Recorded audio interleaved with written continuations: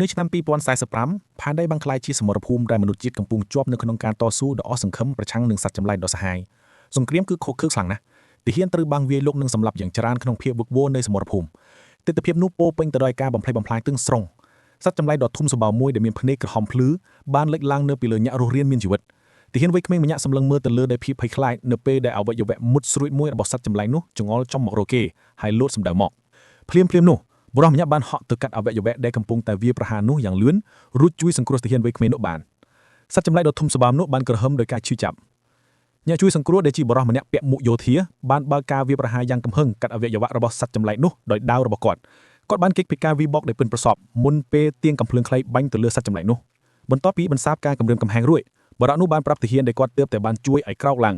ងគាត់គឺហាន់ស៊ុងជាមេបញ្ជាការកម្ពុជានៃកងកម្លាំងការពារចុងក្រោយរបស់ផែនដីមនុស្សជាតិបានធ្វើសង្គ្រាមអស់ជាច្រើនទសវត្សរ៍មកហើយដោយនៅសល់អ្នកប្រយុទ្ធតិចតួចប៉ុណ្ណឹងហាន់ស៊ុងជឿថាគោលដៅចុងក្រោយរបស់ពួកគេជិតដល់ហើយត្រៀមខ្លួនប្រើឧបករណ៍ភ្លឺមួយភ្លាមនោះរង្វង់វេទមន្តមាសមួយបានលេចឡើងនៅលើដីហើយហាន់ស៊ុងបានបាត់ខ្លួនទៅក្នុងពន្លឺភ្លឺមួយដោយបន្សល់ទុកកំភ្លើងយោធារបស់គាត់ទាហាននោះស្រែកហៅឈ្មោះមេបញ្ជាការរបស់គាត់ដោយមិនជឿនៅកន្លែងផ្សេងហាន់ស៊ុងឃើញខ្លួនឯងនៅក្នុងកន្លែងងងឹតមួយជួបដោយច្រវាក់ថាមពលភ្លឺគាត់ត្រូវបានហ៊ុមព័ទ្ធដោយតួលេខដែលស្លៀកពាក់អាវធំដែលមានការភៀកផាវយ៉ាងខ្លាំងដោយការកោះហៅវរៈបុរសមកពីពិភពផ្សេងរបស់ពួកគេបានជោគជ័យហាន់ស៊ុងដែលកំពុងតែតស៊ូបានឆ្ងល់ថាតើគាត់នៅឯណាហើយពួកគេជានរណាដោយទន្ទឹងថាគាត់គួរតែនៅប្រទេសកូរ៉េជាការឆ្លើយតបបុរសចំណាស់នោះបង្ហាញកាយវិការហើយសម្បត្តិនៃបង្ខំបានឆក់ហាន់ស៊ុងដោយការឈឺចាប់យ៉ាងខ្លាំងរហូតដល់គាត់ស្រែកបុរសចំណាស់នោះបានប្រាប់គាត់ដោយស្ងប់ស្ងាត់កុំឲ្យតស៊ូពន្យល់ថាគាត់នឹងមិនមានគ្រោះថ្នាក់ទេប្រសិនបើគាត់គោរពតាមគាត់បាននិយាយឡើងវិញនៃការអង្វររបស់គាត់ឲ្យហាន់ស៊ុងកម្ចាត់ស្នេកបិសាចអាក្រក់បន្ទាប់មកគាត់បានបន្ថែមថាប្រសិនបើហាន់ស៊ុងបញ្ចប់ភារកិច្ចនេះពួកគេប្រហែលជាអាចបញ្ជូនគាត់ត្រឡប់ទៅពិភពលោករបស់ពួកគេវិញដោយមុខមាត់គ្រោះថ្នាក់គាត់បានសួរថាតើហាន់ស៊ុងនឹងទទួលយកសំណើរបស់ពួកគេដែរឬទេ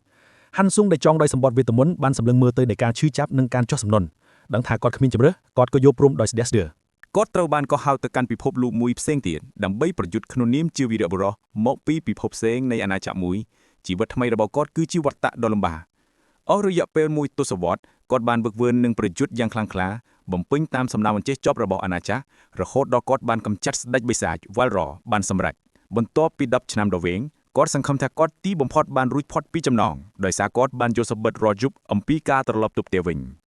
ញប៉ុន្តែក្តីសង្ឃឹមរបស់គាត់ត្រូវបានបំផ្លាញនៅពេលដែលមេដឹកនាំវ័យចំណាស់នោះបានផ្ដាល់បេសកកម្មថ្មីដល់គាត់បុរសចំណាស់នោះបានពន្យល់ដោយគ្មានមេត្តាថាការសង្គ្រោះអាណាចក្រនៅមិនទាន់ចប់ទេក្រុមបះបោរដែលប្រឆាំងនឹងការបង្រួបបង្រួមរបស់អាណាចក្រនៅតែត្រូវការលុបបំបាត់គោលដៅគឺបុរសម្នាក់ឈ្មោះប៊ុតថលបុរសចំណាស់នោះបានសន្យាថាប្រសិនបើហាន់សុងកម្ចាត់គាត់នឹងរួចផុតពីចំណងជាស្ថាពរនៅពេលដែលសម្បត្តិនៃការបង្ខាំងបានឆេះព័ទ្ធជុំវិញហាន់សុងដែលកំពុងខឹងសម្បាម្ដងទៀតដោយកំហឹងនឹងជាប់អន្ទាក់ហាន់សុងគិតថាសត្វឆ្កែដែលមានកៅអៅមិនអាចជ្រើសរើសបានទេដាក់បណ្ដាសាដល់ជនកបฏដែលបានធ្វើជាទាសាគាត់ក៏ត្រៀមខ្លួនសម្រាប់ការប្រយុទ្ធបន្ទាប់ទិដ្ឋភាពបានផ្លាស់ប្ដូរទៅកាន់នគរតបសេះទូតូនីយ៉ាដែលត្រូវបានបំផ្លាញដោយសង្គ្រាមជាកន្លែងដែលហាន់សុងប្រយុទ្ធជាមួយគោលដៅរបស់គាត់គឺប៊ុតថលហើយទីបំផុតបានវេគាត់ឲ្យដួលតបសេះដែលរងរបួសនោះបានហៅហាន់សុងថាជាមនុស្សល្ងង់ដែលគោរពតាមអាណាចក្រហាន់សុងពោពេញទៅដោយវិបត្តិសាដោយបញ្ជាក់ថាគាត់គ្មានជំរឿទេជាមួយនឹងឈាមនៅលើបបួយមាត់របស់គាត់ប៊ុតថលបានញញឹមយ៉ាងក្រៀមក្រំហើយប្រាប់ហាន់សុងកុំឲ្យសំទោសនៅក្រៅចុងក្រោយរបស់គាត់បានព្រាមានហាន់សុងថាមិនយូរប៉ុន្មានទេគាត់ក៏នឹងត្រូវអាណាចក្របោះបង់ចោលដែរដោយជឿថាបេសកកម្មរបស់គាត់បានចប់ហើយហាន់សុងគិតថាគាត់ទីបំផុតអាចត្រឡប់ទៅផ្ទះវិញប៉ុន្តែភ្លាមCount Brandenburg បានលេចឡើងនិងចាក់គាត់ពីក្រោយដោយដាវដោយអបអរសាទរគាត់យ៉ាងត្រជាក់ហាន់សុងដែលកំពុងដកដង្ហើមដោយការឈឺចាប់បានស្គាល់អ្នកកបฏរបស់គាត់ Brandenburg បានសរសើរហាន់សុងយ៉ាងចំអកអំពីការបម្រើបានយ៉ាងល្អក្នុងនាមជាឆ្កែប្រមាញ់ដ៏ស្មោះត្រង់របស់អាណាចក្រដោយដកដង្ហើមធ្ងន់ហាន់សុងបានដឹងថាការសន្យារបស់ពួកគេដើម្បីបញ្ជូនគាត់ទៅផ្ទះវិញគឺជាការកុហក Brandenburg បានសើចចំអោតដោយសួរថាហេតុអ្វីបានជាពួកគេនឹងអនុញ្ញាតឲ្យគាត់ទៅហើយបានបង្វិលដាវក្នុងទ្រូងរបស់ហាន់សុងយ៉ាងសាហាវបញ្ជាក់ថាឆ្កែប្រមាញ់ចេះតែកម្មប៉ុណ្ណោះគាត់បានលាហើយនៅពេលដែលហាន់សុងដួលចុះចាញ់នៅពេលដែលជីវិតរបស់គាត់ចាញ់រស់ស្រាប់បាត់ទៅគាត់បានដាក់បណ្ដាសាដល់ពួកគេចំពោះការក្បត់របស់ពួកគេនឹងដូចហាមចុងក្រោយគាត់បានសម្បោះថានឹងមិនភ្លេចការអាម៉ាស់នេះឡើយហើយនឹងធ្វើឲ្យអាណាចក្រដែលត្រូវបណ្ដាសានោះសងដោយការបំផ្លាញទាំងស្រុងរបស់វានៅពេលដែលគាត់ធ្វើសម្បត្តិនេះពន្លឺពណ៌ខៀវភ្លឺភ្នែកបានផ្ទុះចេញពីទ្រូងរបស់គាត់យប់នោះជីវិតមួយបានចប់ហើយជីវិតមួយទៀតបានចាប់ផ្ដើម គាត់ភ្ញាក់ឡើងជាទីរូបនៅពេញត្រូវដែលបានបេដោយស្ត្រីម្នាក់ដ៏ស្រស់ស្អាតដែលប្រាប់គាត់ថានាងគឺជាបណ្ដាយរបស់គាត់ពីក្រោយនាងឈរមនុស្សម្នាក់មានសក់ខ្មៅបេរបែងដែរហាន់សុងដែលកើតជាជីវិតថ្មីមានអារម្មណ៍ស្និទ្ធស្នាលគាត់ដឹងថាបុរសម្នាក់គឺឌុកសាស៊ុនជាអ្នកធ្វើពិធីកម្មអាក្រក់ជាមួយនឹងនេះហាន់សុងយល់ថាគាត់បានកើតជាថ្មីនៅ Necropolis គឺជាទីកន្លែងនៃមន្តកុំប្រកាន់របស់អាណាចក្រសារមួយបានបញ្ជាក់ថាថ្មនៃការកត់ឡើងបានត្រូវបានដំណើរការជោគជ័យគាត់ក្រែកកលផ្លាស់អំពីផែនការរបស់គាត់ថ្មនៃការកត់ឡើងវិញគឺជាអត្តសញ្ញាណដែលត្រូវបានហាមឃាត់គឺជាលេខល្បែងចុងក្រោយដើម្បីផ្ដាច់ខ្លួនឲ្យមានសេរីភាពរាងកាយដែលគេត្រូវចាប់កំណើតជាថ្មីត្រូវបានបន្សល់ទុកទៅតាមវាសនាគេភ្ញាក់ផ្អើលនឹងសំណាងរបស់ខ្លួនដោយដឹងថាខ្លួនឯងក្លាយជាកូនប្រុសច្បងនៃគ្រួសារឌូកសាក់សុងដែលជាគ្រួសារអភិជនដ៏មានឥទ្ធិពលបំផុតមួយនៅក្នុងអាណាចក្រក្នុងចិត្តគេញញឹមគិតថាខ្លួនបានកើតមកជាមួយនឹងស្លាបព្រាមាសមានសំណាងនេះរឹតតែជំរុញឲ្យគេស្រេកឃ្លានការសងសឹកគេបដិញ្ញាថានៅពេលគេធំឡើងនឹងចេះជំនាញអះមនុស្ស Necromancy គេនឹងកំទេចពួកក្បត់ទាំងអស់ក្នុងអាណាចក្រដែលបានក្បត់គេទោះជាយ៉ាងណាក៏ដោយឪពុកម្ដាយថ្មីរបស់គេចាប់ផ្ដើមបារម្ភព្រោះគេមិនយំអ្នកស្រី Duchess ដែលកំពុងបីគេបានសួរអ្នកមើលថៃក្មេងដោយក្តីបារម្ភថាហេតុអ្វីអ្នកមើលថៃក្មេងគិតថាវាចម្លែកប៉ុន្តែបានធានាពួកគេថាការដកដង្ហើមរបស់គេនៅនឹងណលោកឌូកសាក់សុងបានសម្ដែងការព្រួយបារម្ភរបស់គាត់ថាក្មេងដែលមិនស្រក់ទឹកភ្នែកអាចជាប្រភ្នុលអាក្រក់អ្នកមើលថៃក្មេងបានបដិសេធការភ័យខ្លាចរបស់គាត់ប៉ុន្តែបន្ទាប់មកបានណែនាំថាប្រសិនបើពួកគេចង់ឲ្យគេយំពួកគេអាចវាយគូតគេបន្តិចដោយមិនស្ទាក់ស្ទើរអ្នកមើលថៃក្មេងបានទះគូតទារកនោះដែលធ្វើឲ្យហាន់សុងខឹងយ៉ាងខ្លាំងប៉ុន្តែគេនៅតែបដិសេធមិនព្រមយំឪពុកម្ដាយរបស់គេបានមើលទាំងរីករាយដោយអ្នកស្រី Duchess បានអត្ថាធិប្បាយថាកូនប្រុសរបស់ពួកគេប្រកាសជាបានទទួលមរតកនៅឆន្ទៈដ៏មុតមមរបស់លោកឌូកបន្ទាប់មកអ្នកស្រី Duchess បានបីទារកនោះនិងនិយាយថានាងនឹងសាកល្បងម្ដាយថ្មីរបស់គេបានបីគេនឹងលើកដៃឡើងប៉ុន្តែជំនួសឲ្យការទះមួយទៀតគេបែរជាមានអារម្មណ៍កក់ក្ដៅនៃការស្ទាបអង្អែលថ្នមពីដៃទន់ល្មើយទៅវិញការប៉ះទង្គិចកក់ក្ដៅដ៏សាមញ្ញនេះបានដាស់អារម្មណ៍ដ៏ជ្រាលជ្រៅមួយទឹកជំនន់នៃការចងចាំពីជីវិតមុនដ៏សាហាវយង់ក្នុងរបស់គេជីវិតដែលពោពេញទៅនឹងការប្រយុទ្ធបញ្ចេះចប់នឹងការឈឺចាប់ឥតឈប់ឈរបានហូរចូលគេឆ្ងល់ថាតើគេបានមានអារម្មណ៍កក់ក្ដៅពិតប្រាកដបែបនេះជាលើកចុងក្រោយកាលពីពេលណាដៃទន់ល្មើយញញប់របស់ម្ដាយថ្មីរបស់គេបានបញ្ចេញក្តីស្រឡាញ់ដ៏បរិសុទ្ធនិងគ្មានលក្ខខណ្ឌដែលគេមិនធ្លាប់មានបទពិសោធន៍អស់រយៈពេលជាច្រើនឆ្នាំមកហើយអារម្មណ៍ដែលហូរហៀរនេះคล้ายទៅជាហួសហេតុពេកហើយហាន់សុងដែលមិនដែលស្រក់ទឹកភ្នែកតាំងពីកុមារភាពមកមានអារម្មណ៍ថាការទប់អារម្មណ៍របស់គេបានបែកបាត់នៅពេលដែលឪពុកម្ដាយរបស់គេមើលទៅដោយក្តីភ្ញាក់ផ្អើលគេក៏ស្រែកយំយ៉ាងខ្លាំងទីបំផុតក៏ស្ដាប់ទៅជាទីរកទើបនឹងកើកម្នាក់ដែលគេកំពុងคล้ายទៅជាហើយ8ឆ្នាំបានកន្លងផុតទៅចាប់តាំងពីហាន់សុងបានចាប់កំណើតជាថ្មីជា Dale Saxon ឪពុកម្ដាយរបស់គេគឺលោក Duke Alan Saxon និងអ្នកស្រី Duchess រំលឹកឡើងវិញពីរបៀបដែលពេលវេលាហោះហើរយ៉ាងលឿនអ្នកស្រី Duchess បានកត់សម្គាល់ថា Dale មិនអាចបំបែកចេញពីសៀវភៅរបស់គេបានទេចាប់តាំងពីគេមានអាយុ4ឆ្នាំលោក Duke ញញឹមហើយនាងក៏ស្នើឡើងដោយក្តីស្រឡាញ់ថាធម្មជាតិដែលស្រឡាញ់ការសិក្សារបស់ Dale គឺបានមកពីគាត់លោក Duke យល់ស្របដោយកត់សម្គាល់ពីចំណាប់អារម្មណ៍របស់កូនប្រុសពួកគេទៅលើវេទមន្តអ្នកស្រី Duchess ចាប់ផ្ដើមមានភាពមើងម៉ាត់ដោយរំលឹកគាត់ពីការសន្យារបស់គាត់ថានឹងមិនបង្រៀន Dale ជំនាញអមនុស្ស Necromancy ជាដាច់ខាតទន្ទឹមនឹងនោះនៅក្នុងបណ្ណាល័យដ៏ធំ Young Dale ជាតួអង្គរបស់ Han Sung កំពុងតែផ្ដោតយ៉ាងខ្លាំងទៅលើការសិក្សារបស់គេនៅក្នុងបន្ទប់គេងអ្នកស្រី Duchess មានអារម្មណ៍ធូរស្រាលដែល Alan នៅចាំការសន្យារបស់គាត់បានធានានាងថាគាត់ចាំហើយក៏បាននិយាយអំពីកាដូពិសេសសម្រាប់ថ្ងៃកំណើតរបស់ Dale នៅថ្ងៃស្អែកភ្លាមនោះសម្លេងគោះទ្វារយ៉ាងប្រញាប់ប្រញាល់បានបំបែកភាពស្ងប់ស្ងាត់អ្នកបម្រើដែលភ័យស្លន់ស្លោបានស្ទុះចូលមកដោយស្រែកថាមានរឿងកាត់ឡើងចំពោះ Dale ហើយឪពុកម្ដាយរបស់គេប្រញាប់ប្រញាល់ចុះតាមសាលធំដោយស្រែកហៅឈ្មោះគេដោយការភ័យខ្លាច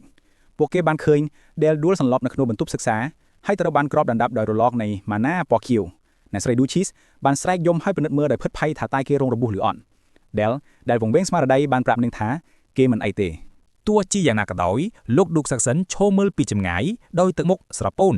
គាត់ភ្ញាក់ផ្អើលដែលកូនប្រុសរបស់គាត់អាចបញ្ចេញម៉ាណាដ៏មានឥទ្ធិពលបែបនេះរួចទៅហើយដោយមិនអើពើនឹងការអង្វររបស់ប្រពន្ធគាត់ Dale ព្យាយាមរើបំរាស់នៅពេល Dale ឪពុករបស់គេដើរចូលមកជិតលោក Duke ឈរពីលើកូនប្រុសរបស់គាត់ដោយសួរថាតើគេទើបតែបញ្ចេញម៉ាណាចេញពីខ្លួនឬនៅក្នុងចិត្ត Han Sung ភ័យស្លន់ស្លោដែលដឹងថាខ្លួនឯងបានធ្វើខុសក្នុងការបង្ហាញធម៌ពលរបស់គេលឿនពេកប៉ុន្តែអ្វីដែលធ្វើឲ្យគេភ្ញាក់ផ្អើលទឹកមុខដ៏មើងម៉ាត់របស់ឪពុកគេបានរលាយបាត់ទៅជាស្នាមញញឹមប្រកបដោយមោទនភាពវិញពិតជាគុណប្រុសរបស់ខ្ញុំមែនគាត់និយាយបណ្ដើស្ទាបក្បាល Dale គាត់បន្ថែមថាវាជារឿងដែលគួរឲ្យខ្មាស់អៀនដែលគាត់មិនអាចបង្រៀន Dale ជំនាញអមនុស្សដោយខ្លួនឯងបាន នេះបានធ្វើឲ្យដែលភ័យស្រន់ស្លោយជាថ្មីប្រសិនបើមេធ្មប់អមនុស្សដ៏អស្ចារ្យបំផុតរបស់ទ្វីបមិនព្រមបង្រៀនគេឆ្ងល់ថាតើគេនឹងធ្វើដូចម្តេចដើម្បីសងសឹកម្ដាយរបស់គេបានស្ទាបក្បាលគេថ្នមដោយប្រាប់គេឲ្យទៅបន្ទប់របស់គេនៅពេលដែលដើរចេញទៅគេបានលឺឪពុករបស់គេហៅម្ដាយរបស់គេថាអេលេណាហើយនិយាយថាគាត់ទើបតែគិតដល់កាដូដ៏ល្អឥតខ្ចោះសម្រាប់ដែលមិនយូរប៉ុន្មានពិធីជប់លៀងខួបកំណើតគម្រប់8ឆ្នាំរបស់ Del បានចាប់ផ្ដើមយ៉ាងអ៊ូអរដោយមានពួកអភិជននៃននឌូប៉ុមមកជួបជុំគ្នាដើម្បីអបអរសាទរ Del អង្គុយម្នាក់ឯងនៅលើជាន់ទី2ដោយក្រឡេកមើលហ្វូងមនុស្សដែលមានសម្លេងរំខានដោយទឹកមុខនឿយហត់គេមានអារម្មណ៍លើលប់ដោយសារការយកចិត្តទុកដាក់ហើយគិតថាវាពិតជាឆ្កំឆ្កងណាស់ដែលត្រូវបានគេប្រព្រឹត្តយ៉ាងកក់ក្ដៅបែបនេះបន្ទាប់ពីជីវិតដែលពោពេញដោយការត្រូវបានគេប្រើប្រាស់គំនិតរបស់គេបានវិលត្រឡប់ទៅរកឧបបត្តិហេតុ2ថ្ងៃមុននៅពេលដែលម៉ាណារបស់គេរីករាលដាលដោយមិនអាចគ្រប់គ្រងបានគេយល់ហើយថាវាកើតឡើងដោយសារការអានសៀវភៅដែលមានចំណងជើងថាជីវិតវីរបុរសមកពីពិភពមួយផ្សេងទៀតហើយការនឹកដល់អតីតកាលរបស់ខ្លួនឯងបានបណ្ដាលឲ្យថាមពលរបស់គេកើនឡើងគេគិតថាវានឹងជាការខ្ជះខ្ជាយប្រសិនបើគេបោះបង់ជំនាញអស់មនុស្សដែលគេត្រូវការសម្រាប់ការសងសឹកគេគិតរកគ្រប់វិធីដើម្បីបញ្ចុះបញ្ចូលឪពុករបស់គេឲ្យបង្រៀនគេចាំបានថាឪពុករបស់គេបាននិយាយអំពីកាដូប៉ុន្តែគេបានច្រានចោលគំនិតក្នុងការសុំរៀនជំនាញនេះព្រោះវាពិបាកពេកគំនិតរបស់គេត្រូវបានរំខានដោយម្ដាយរបស់គេគឺអេលេណាដែលបានមករកគេនាងដើរចូលមកជាមួយទូលេខដ៏អាចកំបាំងម្នាក់ដែលពាក់អាវក្រណាត់ញញឹមយ៉ាងកក់ក្ដៅនិងជូនពរខួបកំណើតដល់គេដែលសួរថាតើអ្នកដែលនៅពីក្រោយនាងជាអ្នកណាទូលេខនោះបានដកក្រណាត់ពាក់ពីលឺក្បាលចេញដោយបង្ហាញនូវស្ត្រីដែលមើលទៅដូចជា Elsewhere ដែលមានសក់ពណ៌ខៀវដ៏គួរឲ្យកាប់អារម្មណ៍និងស្នាមញញឹមដ៏ទន់ភ្លន់អេលេណាបានណែនាំស្ត្រីនោះថាជា Sophia ជាចាស់ទុំនៃប៉មវេទមន្តខៀវនិងជាគ្រូជំនាញវេទមន្តគុណលក្ខណៈទឹកអ្វីដែលធ្វើឲ្យដែលធាក់ផាវខ្លាំងម្ដាយរបស់គេបានប្រកាសថា Sophia នឹងក្លាយទៅជាគ្រូថ្មីរបស់គេ Sophia អោនក្បាលហើយអេលេណាញាក់ភ្នែកដាក់គុណប្រក់របស់នាងដែលស្រឡាំងកាំងដែលដឹងថាកាដូរបស់គេគឺជាគ្រូជំនាញមកពីប៉មវេទមន្តខៀវនេះមានន័យថាគេនឹងរៀនវេទមន្តទឹកដែលជាវិន័យការពារមិនមែនជាធម៌ពលបំផិតបំផ្លាញដែលទីស្វែងរកនោះទេសកម្មភាពនេះបានបង្ហាញយ៉ាងច្បាស់ថាម្ដាយរបស់គេជំទាស់យ៉ាងខ្លាំងចំពោះការរៀនវេទមន្តខ្មៅរបស់គេ Sophia សូមនិយាយជាមួយ Del ដោយឯកជនហើយគេក៏យល់ព្រមពួកគេដើរតាមផ្លូវដែលមានព្រិលធ្លាក់នៅខាងក្រៅ Sophia ចូលដល់ចំណុចសំខាន់ដល់តងដោយបញ្ជាក់ថានាងត្រូវបានណែនាំឲ្យបង្រៀនគេតែវេទមន្តទឹកប៉ុណ្ណោះនាងបានសួរយ៉ាងឆ្លៀសស្វៃថាតើគេខកចិត្តឬអត់ដោយថ្លែងថានាងជឿថាគេចង់រៀនអ្វីផ្សេងទៀត Del ភ្ញាក់ផ្អើលឆ្ងល់ថាតើនាងអាចដឹងពីបំណងប្រាថ្នាពិតរបស់គេដោយរបៀបណា Sophia ញញឹមដោយបញ្យល់ថាគេចង់រៀនជំនាញពិសេសរបស់ឪពុកគេគឺជំនាញឲ្យមនុស្សជារឿងធម្មតាទេបន្ទាប់មកនាងបានបង្ហាញថាលក្ខខណ្ឌជំវិញអាពាហ៍ពិពាហ៍របស់ឪពុកគេត្រូវបានគេស្គាល់ទូទាំងអាណាចក្រដោយបញ្ជាក់ថានេះហើយជាមូលហេតុដែលឪពុករបស់គេមិនអាចបង្រៀនគេបាន Sophia ពន្យល់ពីប្រវត្តិនៅពីក្រោយការសន្យារបស់លោកឌុកនៅពេលដែលលោកឌុក Alan Saxon តាមស្រឡាំងលោកស្រី Elena នាងមានការភ័យខ្លាចចំពោះគេឈ្មោះដ៏ខ្មៅងងឹតរបស់គាត់ដើម្បីយកឈ្នះចិត្តនាងគាត់បានបដិញ្ញាថានឹងមិនបញ្ជូនសិល្បៈខ្មៅរបស់គាត់ទៅឲ្យកូនៗរបស់ពួកគេឡើយនាងនឹកឃើញដល់ពិធីមង្គលការរបស់ពួកគេដែលពួកចាស់ទុំនៃពំវេទមន្តខ្មៅបានស្លៀកសម្លៀកបំពាក់ពណ៌សដើម្បីជានិមិត្តរូបនៃការសន្យាដ៏ចង់ភ្ជាប់នេះដោយសារតែរឿងនេះ Sophia បានប្រាប់ Del ថាការរៀនវេទមន្តខ្មៅភ្លាមៗនឹងជារឿងពិបាកទោះជាយ៉ាងណាក៏ដោយនាងបានផ្ដល់ក្តីសង្ឃឹមដោយសន្យាថានឹងរកវិធីបញ្ចុះបញ្ចូលលោកស្រី Elena នៅទីបំផុតជាមួយនឹងស្នាមញញឹមដ៏អាចកំបាំងនាងសួរថាតើគេសុខចិត្តធ្វើតាមការណែនាំរបស់នាងដែរឬទេ Del មានការប្រុងប្រយ័ត្នហើយសួរពីមូលហេតុរបស់នាងដោយចង្អុលបង្ហាញថាក្នុងនាមជានារី LFF នាងគួរតែស្អប់ខ្ពើមជំនាញអមនុស្ស Sophia គិតថាសំណួររបស់គេគួរឲ្យអស់សំណើនាងបានចំទាន់ទស្សនៈរបស់គេដោយលើកឡើងអំពីបូជាចារដែលប្រាស់អំណាចដល់ទេវធាតុដើម្បីនាំមនុស្សដែលជិតស្លាប់ឲ្យរស់ឡើងវិញនាងសួរថាតើគេចាត់ទុកថានោះជាឆន្ទៈនៃធម្មជាតិឬទេដោយបង្ហាញរូបគេអំពីទស្សនវិជ្ជានៃការរស់ឡើងវិញដ៏ពិសិដ្ឋសម្រាប់នាងគ្មានភាពខុសគ្នាទេជំនាញអមនុស្សនិងការរស់ឡើងវិញគឺដូចកាក់ដែលមានមុខពីរការឆ្លើយតបដល់បើតម្រុកនេះធ្វើឲ្យ Del ចាប់អារម្មណ៍គេដឹងថា Sophia មិនដូច Elf ធម្មតាទេហើយគិតថានាងអាចជាគ្រូដ៏ល្អម្នាក់បន្ទាប់ពីការពិភាក្សានោះ Sophia បានប្រកាសថាដល់ពេលសម្រាប់មេរៀនដំបូងរបស់ពួកគេហើយដោយទទួលស្គាល់ថាគេបានបង្កើតប៉ណែតនៃរង្វង់ម៉ាណារួចហើយនាងបានកំណត់គោលដៅដំបូងរបស់គេគឺពង្រីកវានិងបំពេញរង្វង់ពេញលេងដំបូងរបស់គេ Del រំភើបចិត្តណាស់ដឹងថានេះគឺជាគ្រឹះឋានសម្រាប់អក្ខរវិរិយាភាគច្រើនគេមើលឃើញថានេះគឺជាការចាប់ផ្ដើមពិតប្រាកដនៃដំណើររបស់គេដើម្បីទទួលបានកម្លាំងគ្រប់គ្រាន់សម្រាប់សងសឹក Sophia បានណែនាំគេឲ្យដាក់ដៃលើបេះដូងរបស់គេហើយផ្ដោតអារម្មណ៍ដែលធ្វើតាមដោយបិទភ្នែកពេលដែលពន្លឺពណ៌ខៀវនៃម៉ាណាបានព័ទ្ធជុំវិញគេពិភពលោកថ្មីនេះពោពេញទៅដោយម៉ាណាដ៏សម្បូរបែបដើម្បីកាន់កាប់ធម៌ពលនេះដោយសុវត្ថិភាពសារៈពាង្គកាយដែលកំពុងរស់នៅត្រូវការតម្រង់គឺរង្វង់បេះដូងម៉ាណា ដំណើរការនេះពាក់ព័ន្ធនឹងការប្រមូលបណ្ណែកម៉ាណាដែលខ្ចាត់ខ្ចាយនៅជុំវិញបេះដូងរបស់មនុស្សប្រមូលផ្ដុំពួកវាហើយបង្ខំឲ្យវាវិលជុំក្នុងលំហូរដែលបានគ្រប់គ្រងនៅពេលដែលគេផ្ដោតអារម្មណ៍ដែលយល់ពីគំនិតនេះយ៉ាងល្អឥតសោះដោយដែលសូហ្វៀបានបញ្យល់គេស្រមៃមើលដំណើរការនេះហើយមានអារម្មណ៍ថាមានការកើនឡើងនៃធម៌ពលដ៏ខ្លាំងក្លានៅពេលដែលរង្វង់ម៉ាណាពណ៌ខៀវដែលភ្លឺពេញលិនបានបង្កើតឡើងជុំវិញខ្លួនរបស់គេ សូហ្វៀដែលមិនបានដឹងពីការរីកចម្រើនយ៉ាងឆាប់រហ័សរបស់គេបានបន្តការណែនាំរបស់នាងដោយប្រាប់គេឲ្យចាប់ផ្ដើមបង្វិលម៉ាណាដោយប្រុងប្រយ័ត្ននាងបានណែនាំគេមិនឲ្យប្រញាប់ទេព្រោះដំណើរការនេះជាធម្មតាត្រូវចំណាយពេលប្រហែល1ខែដែលបានរំខាននាងដោយលើកដៃរបស់គេឡើងដែលចរន្តម៉ាណាពណ៌ខៀវកំពុងហូរយ៉ាងមានស្ថិរភាពឥតខ្ចោះរួចជាស្រេចគេបានប្រាប់គ្រូរបស់គេថាគេទើបតែធ្វើវាបានសូហ្វៀសម្លឹងមើលគេភ្នែករបស់នាងបើកធំទាំងស្រឡាំងកាំងនិងមិនជឿដោយមិននិយាយមិនចេញពីស្នាដៃដែលមិនធ្លាប់មានពីមុនមករបស់គេសូហ្វៀមានការភ្ញាក់ផ្អើលយ៉ាងខ្លាំងដែលទើបតែចាប់ផ្ដើមវឹកហាត់ប៉ុណ្ណោះប៉ុន្តែគេបានបង្កើតរង្វង់ម៉ាណាពេញលេញក្នុងរយៈពេលប៉ុន្មាននាទីនៅពេលនាងមើលគេគ្រប់គ្រងថាមពលពណ៌ខៀវដែលកំពុងឆាបឆេះនាងឆ្ងល់ថាតើក្មេងនេះជាមនុស្សដែលមានទេពកោសល្យពីធម្មជាតិឬសូហ្វៀនៅតែបន្តដំណើរការស្នាដៃរបស់គេក៏សម្រេចចិត្តជំរុញគេទៅមុខទៀតដោយសួរថាតើគេអាចព្យាយាមបញ្ចេញម៉ាណាតាមរយៈរង្វង់ដែលទើបនឹងបង្ក្រាបបានដែរឬដែលយល់ព្រមដោយមានទំនុកចិត្តនៅពេលគេប្រមូលផ្ដុំម៉ាណាហាន់សុងគិតអំពីភាពខុសគ្នារវាងជីវិតអតីតកាលនិងបច្ចុប្បន្នរបស់គេដឹងថាការគ្រាន់តែបញ្ចេញម៉ាណាគឺជារឿងពិបាកសម្រាប់អ្នកចាប់ផ្ដើមដំបូងភាគច្រើនគេចាំបានថានៅក្នុងជីវិតមុនរបស់គេសមត្ថភាពវិមន្តរបស់គេត្រូវបានកំណត់ត្រឹមតែអក្ខរវិរុបំភ្លេចបំផ្លាញដែលឆ្លាក់នៅលើខ្លួនរបស់គេប៉ុណ្ណោះថាមពលនោះមិនគ្រប់គ្រាន់សម្រាប់ការសងសឹកទេទោះជាយ៉ាងណាលើកនេះខុសពីមុនគេបានចាប់កំណត់ជាថ្មីជាមួយនឹងទេពកោសល្យពីកំណត់របស់ឪពុកគេដែលអនុញ្ញាតឲ្យរាងកាយរបស់គេទទួលម៉ាណាដោយធម្មជាតិគេជឿថាគេអាចនឹងរៀនមិនត្រឹមតែវិមន្តទឹកប៉ុណ្ណោះថែមទាំងប្រភេទផ្សេងទៀតផងដែរគេផ្ដោតលើចន្ទៈរបស់គេទានម៉ាណាពីរង្វង់របស់គេទៅចុងព្រាមដៃរង្វង់វិមន្តមួយបានលេចឡើងនៅពេលដែលម៉ាណាបានគ្រីស្តាល់คล้ายជាក្របកំភ្លើងមុតស្រួចគេបានប្រាជ្ញាដ៏ស្ងាត់ថានេះនឹងคล้ายជាអាវុធដំបូងក្នុងចំណោមអាវុធជាច្រើនដែលថ្ងៃណាមួយនឹងទំនួសបំពង់ដោះអាណាចក្រគេបានបង្កើតដុំទឹកកក Ice Ball ដ៏ល្អឥតខ្ចោះមកដោយជោគជ័យ សូហ្វៀមើលដោយការកោតសរសើរម៉ាណាជាធម្មតាដួលរលំនៅពេលដែលត្រូវបានបញ្ចេញចេញពីរាងកាយរបស់អ្នកចាប់ផ្ដើមដំបូងប៉ុន្តែ Del បានគ្រីស្តាល់វាទៅជាដុំទឹកកកយ៉ាងល្អឥតខុស Del ប្រាប់គ្រូរបស់គេដោយស្ងប់ស្ងាត់ថាដោយសារគេបានផ្ដោតលើទម្រង់នៃអក្ខរវិរុទ្ធថាមពលរបស់វានឹងខ្វះខាតបន្ទាប់មកគេក៏បញ្ចេញអក្ខរវិរុទ្ធដោយបាញ់ដុំទឹកកកឆ្លងកាត់ទីធ្លាដុំទឹកកកនោះបានវាយនឹងដើមឈើធំមួយដោយកម្លាំងដ៏អស្ចារ្យបំបែកវាទាំងស្រុង សូហ្វីយ៉ាភ្ញាក់ផ្អើលចំពោះការបង្ហាញថាមពលនេះនាងក៏សម្គាល់ថាដុំទឹកកកបានទម្លុះចំកណ្ដាលឈើយ៉ាងត្រាំងដែលបង្ហាញពីភាពមុតស្រួចនិងភាពរឹងមាំដ៏អស្ចារ្យកម្រិតនៃភាពជិតលាក់នឹងធម៌ពលគឺជាអ្វីដែលក្មេងអាយុ8ឆ្នាំធម្មតាមិនគួរសម្រេចបានឡើយនៅពេលដែលងាកមករកនាងដោយស្នាមញញឹមស្លូតត្រង់សូហ្វីយ៉ានៅសល់ជាមួយនឹងគំនិតដ៏លឿនលប់តែមួយគត់គឺឆ្ងល់ថាតើក្មេងនេះជានរណាក្នុងលោកនេះពិតប្រាកដ សូហ្វៀលុតជង្គង់មើលលេព្រិលពិនិត្យមើលគល់ឈើដែលកកនាងបានរំពឹងថាការពន់ពងលើកដំបូងរបស់ Del នឹងគ្រាន់តែជាការបញ្ចេញម៉ាណាសាមញ្ញប៉ុណ្ណោះផ្ទុយទៅវិញគេបានស្រូបយកភាពត្រជាក់ពីបរិយាកាសដោយសភាវគតិហើយបានបញ្ចូលធាតុទឹកកកទៅក្នុងអក្ខរវិរុទ្ធរបស់គេយ៉ាងល្អឥតខ្ចោះវាជាវេទមន្តមូលដ្ឋានប៉ុន្តែការអនុវត្តគឺគ្មានកំហុសហើយលើសពីអ្នកចាប់ផ្ដើមដំបូងទៅទៀតពេលឃើញគ្រូរបស់គេស្ងប់ស្ងាត់ Del សម្ដែងភាពស្លូតត្រង់ដោយសួរដោយស្លូតបូតថាតើគេបានធ្វើអ្វីខុសឬដែរសូហ្វីយ៉ាញញឹមប៉ុន្តែគំនិតរបស់នាងកំពុងវិលភាពស្មុគស្មាញនៃរូបមន្តវេទមន្តនដែលគេប្រើគឺស្មុគស្មាញពេកសម្រាប់កុមារដើម្បីបង្កើតដោយមិនដឹងខ្លួន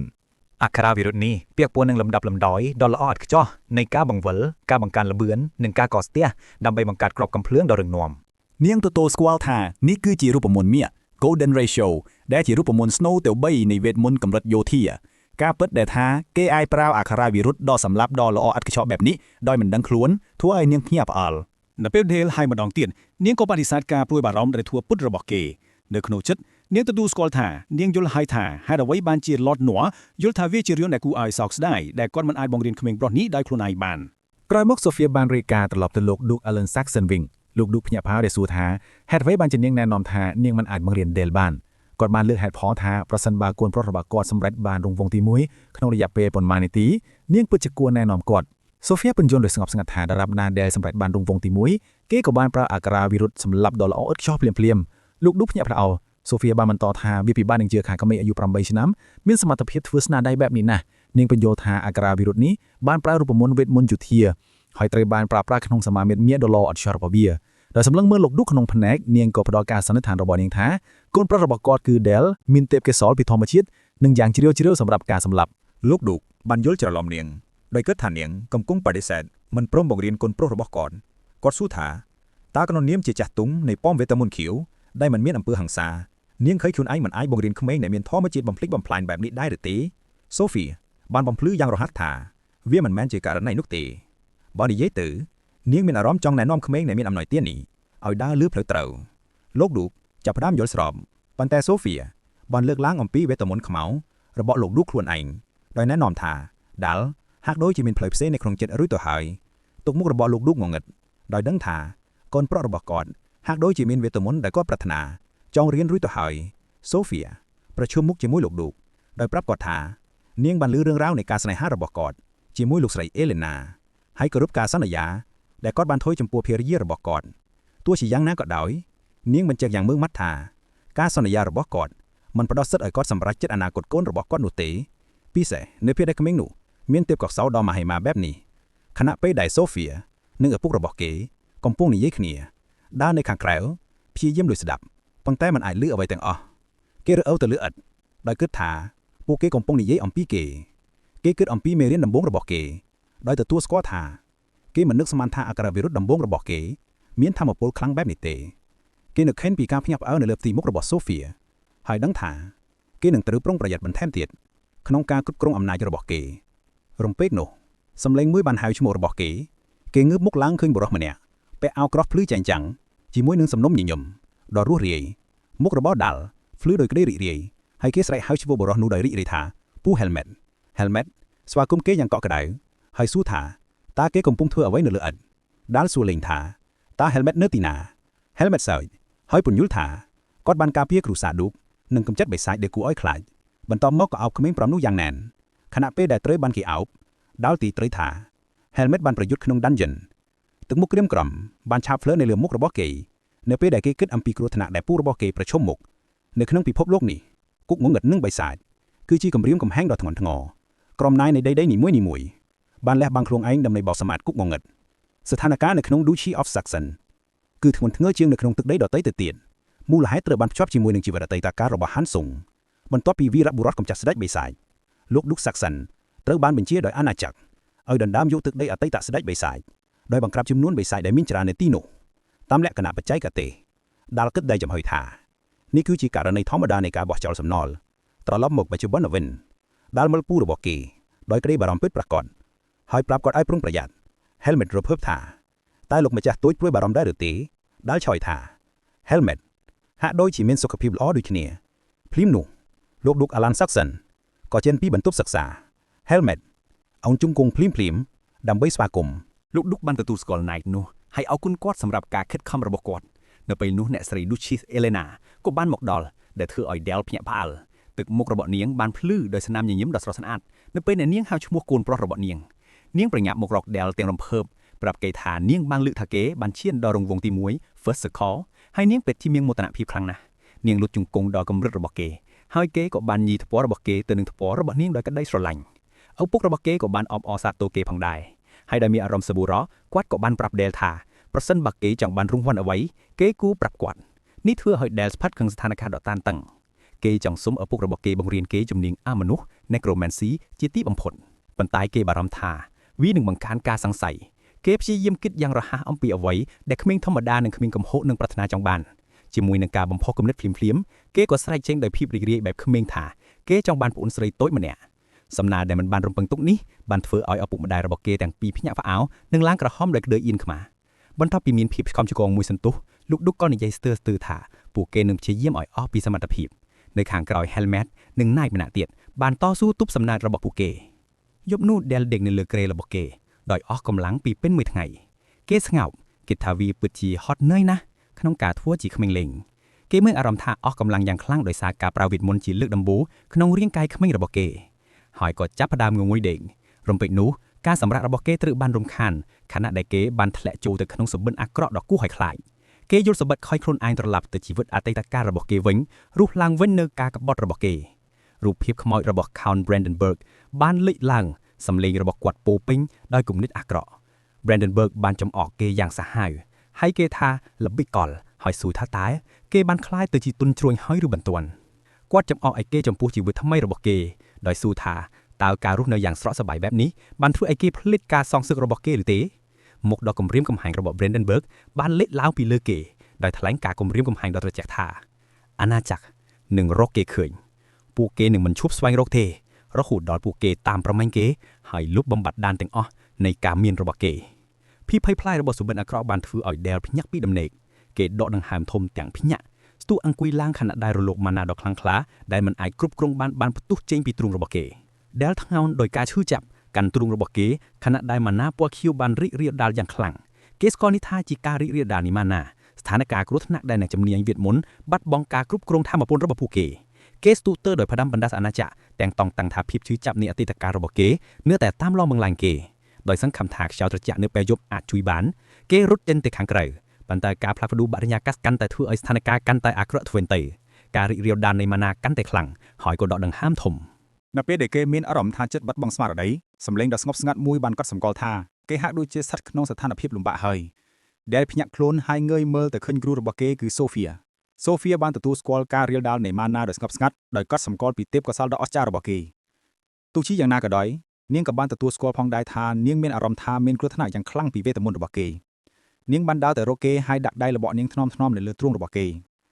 េនៅពេលដែលនាងបញ្ជូនម៉ាណាដ៏ស្ងប់ស្ងាត់របស់នាងចូលទៅក្នុងគេនាងគិតថាប្រសិនបើគំនិតអាក្រក់ដែលចាក់ឫសជ្រៅដែលនាងមានអារម្មណ៍នៅក្នុងវេទមន្តរបស់គេបានចូលកាន់កាប់ការផ្លាស់ប្ដូរនៅក្នុងគេនឹងមិនអាចត្រឡប់វិញបានទេក្រមអត្តពលដ៏ស្ថិតស្ថេររបស់នាងធម្មពលដ៏ហឹង្សាក៏បានថយចុះដោយបន្សល់ទុកនៅពន្លឺម៉ាណាដ៏តូចមួយនៅក្នុងដៃរបស់ Del គេមើលចុះទៅក្រោមដោយធូរស្បើយបន្ទាប់មកសូហ្វៀបានហៅឈ្មោះរបស់គេទឹកមុខរបស់នាងមានភាពម៉ឺងម៉ាត់នាងបានផ្ដល់ការវាតម្លៃយ៉ាងម៉ឺងម៉ាត់អំពីសមត្ថភាពរបស់គេប្រាប់គេថាទេពកោសល្យរបស់គេមិនមែនសម្រាប់ការបង្កើតឬការព្យាបាលនោះទេប៉ុន្តែគឺសម្រាប់ការដកហូតជីវិតរបស់អ្នកដទៃនាងថ្លែងថាវាជាទេពកោសល្យដ៏គ្រោះថ្នាក់បំផុតបន្ទាប់មកនាងបានបង្ហាញគេនៅសៀវភៅក្រាស់ពណ៌ខ្មៅមួយដែលត្រូវបានសម្គាល់ដោយ Pentagram នាងពន្យល់ថាធម្មជាតិដ៏គ្រោះថ្នាក់របស់គេហើយជាមូលហេតុដែលនាងយល់ថាវាជាសំណាងដែលនាងនឹងក្លាយជាអ្នកបង្រៀនគេមុនពេលប្រគល់សៀវភៅនោះទៅឲ្យគេ Del ភ្ញាក់ផ្អើលនៅពេលដែលគេកាន់សៀវភៅនោះធម្មពលខ្មៅបានហូរចេញពីទំព័ររបស់វាហើយគេបានស្គាល់វាភ្លាមថាជាសៀវភៅវេទមន្តអំពីជំនាញអមនុស្សនាងញញឹមថ្នមដោយស្នើថាប្រហែលជាវាជាជោគវាសនាដែលនាងនឹងនៅជាមួយគេបើសម្ដីដ៏ទន់ភ្លន់នាងជូនពរគេខួបកំណត់ម្ដងទៀតដោយមានអារម្មណ៍លឹះលុបដោយសារការទទួលយកដែលមិនបានរំពឹងទុករបស់នាងនឹងអំណោយដ៏ជ្រាលជ្រៅនោះ Del ក៏ប្រញាប់ទៅមុខដោយមិនគិតហើយអបចង្កេះរបស់នាងយ៉ាងណែនទឹកមុខរបស់នាងបានទន់ភ្លន់ហើយនាងបានអង្អែលខ្នងរបស់គេថ្នមហៅគេថាជាក្មេងដែលត្រូវការយកចិត្តទុកដាក់ពី3ថ្ងៃក្រោយមកសូហ្វៀបាននាំ Del ចេញទៅវាលស្រែដែលគ្រប់ដំដោយភ្ញៀវសម្រាប់ការបង្រៀនបន្តរបស់គេនាងប្រាប់គេថាគូដៃរបស់គេសម្រាប់ថ្ងៃនេះគឺទុនសាយ Del ហាក់ដូចជាភ្ញាក់ផ្អើលប៉ុន្តែសូហ្វៀបានបញ្ជាក់វាដោយណែនាំគេឲ្យនឹកដល់ការបរិញ្ញជាមួយឪពុករបស់គេហើយបញ្ជូនការផ្ដោតអារម្មណ៍នោះចូលទៅក្នុងវេទមន្តរបស់គេ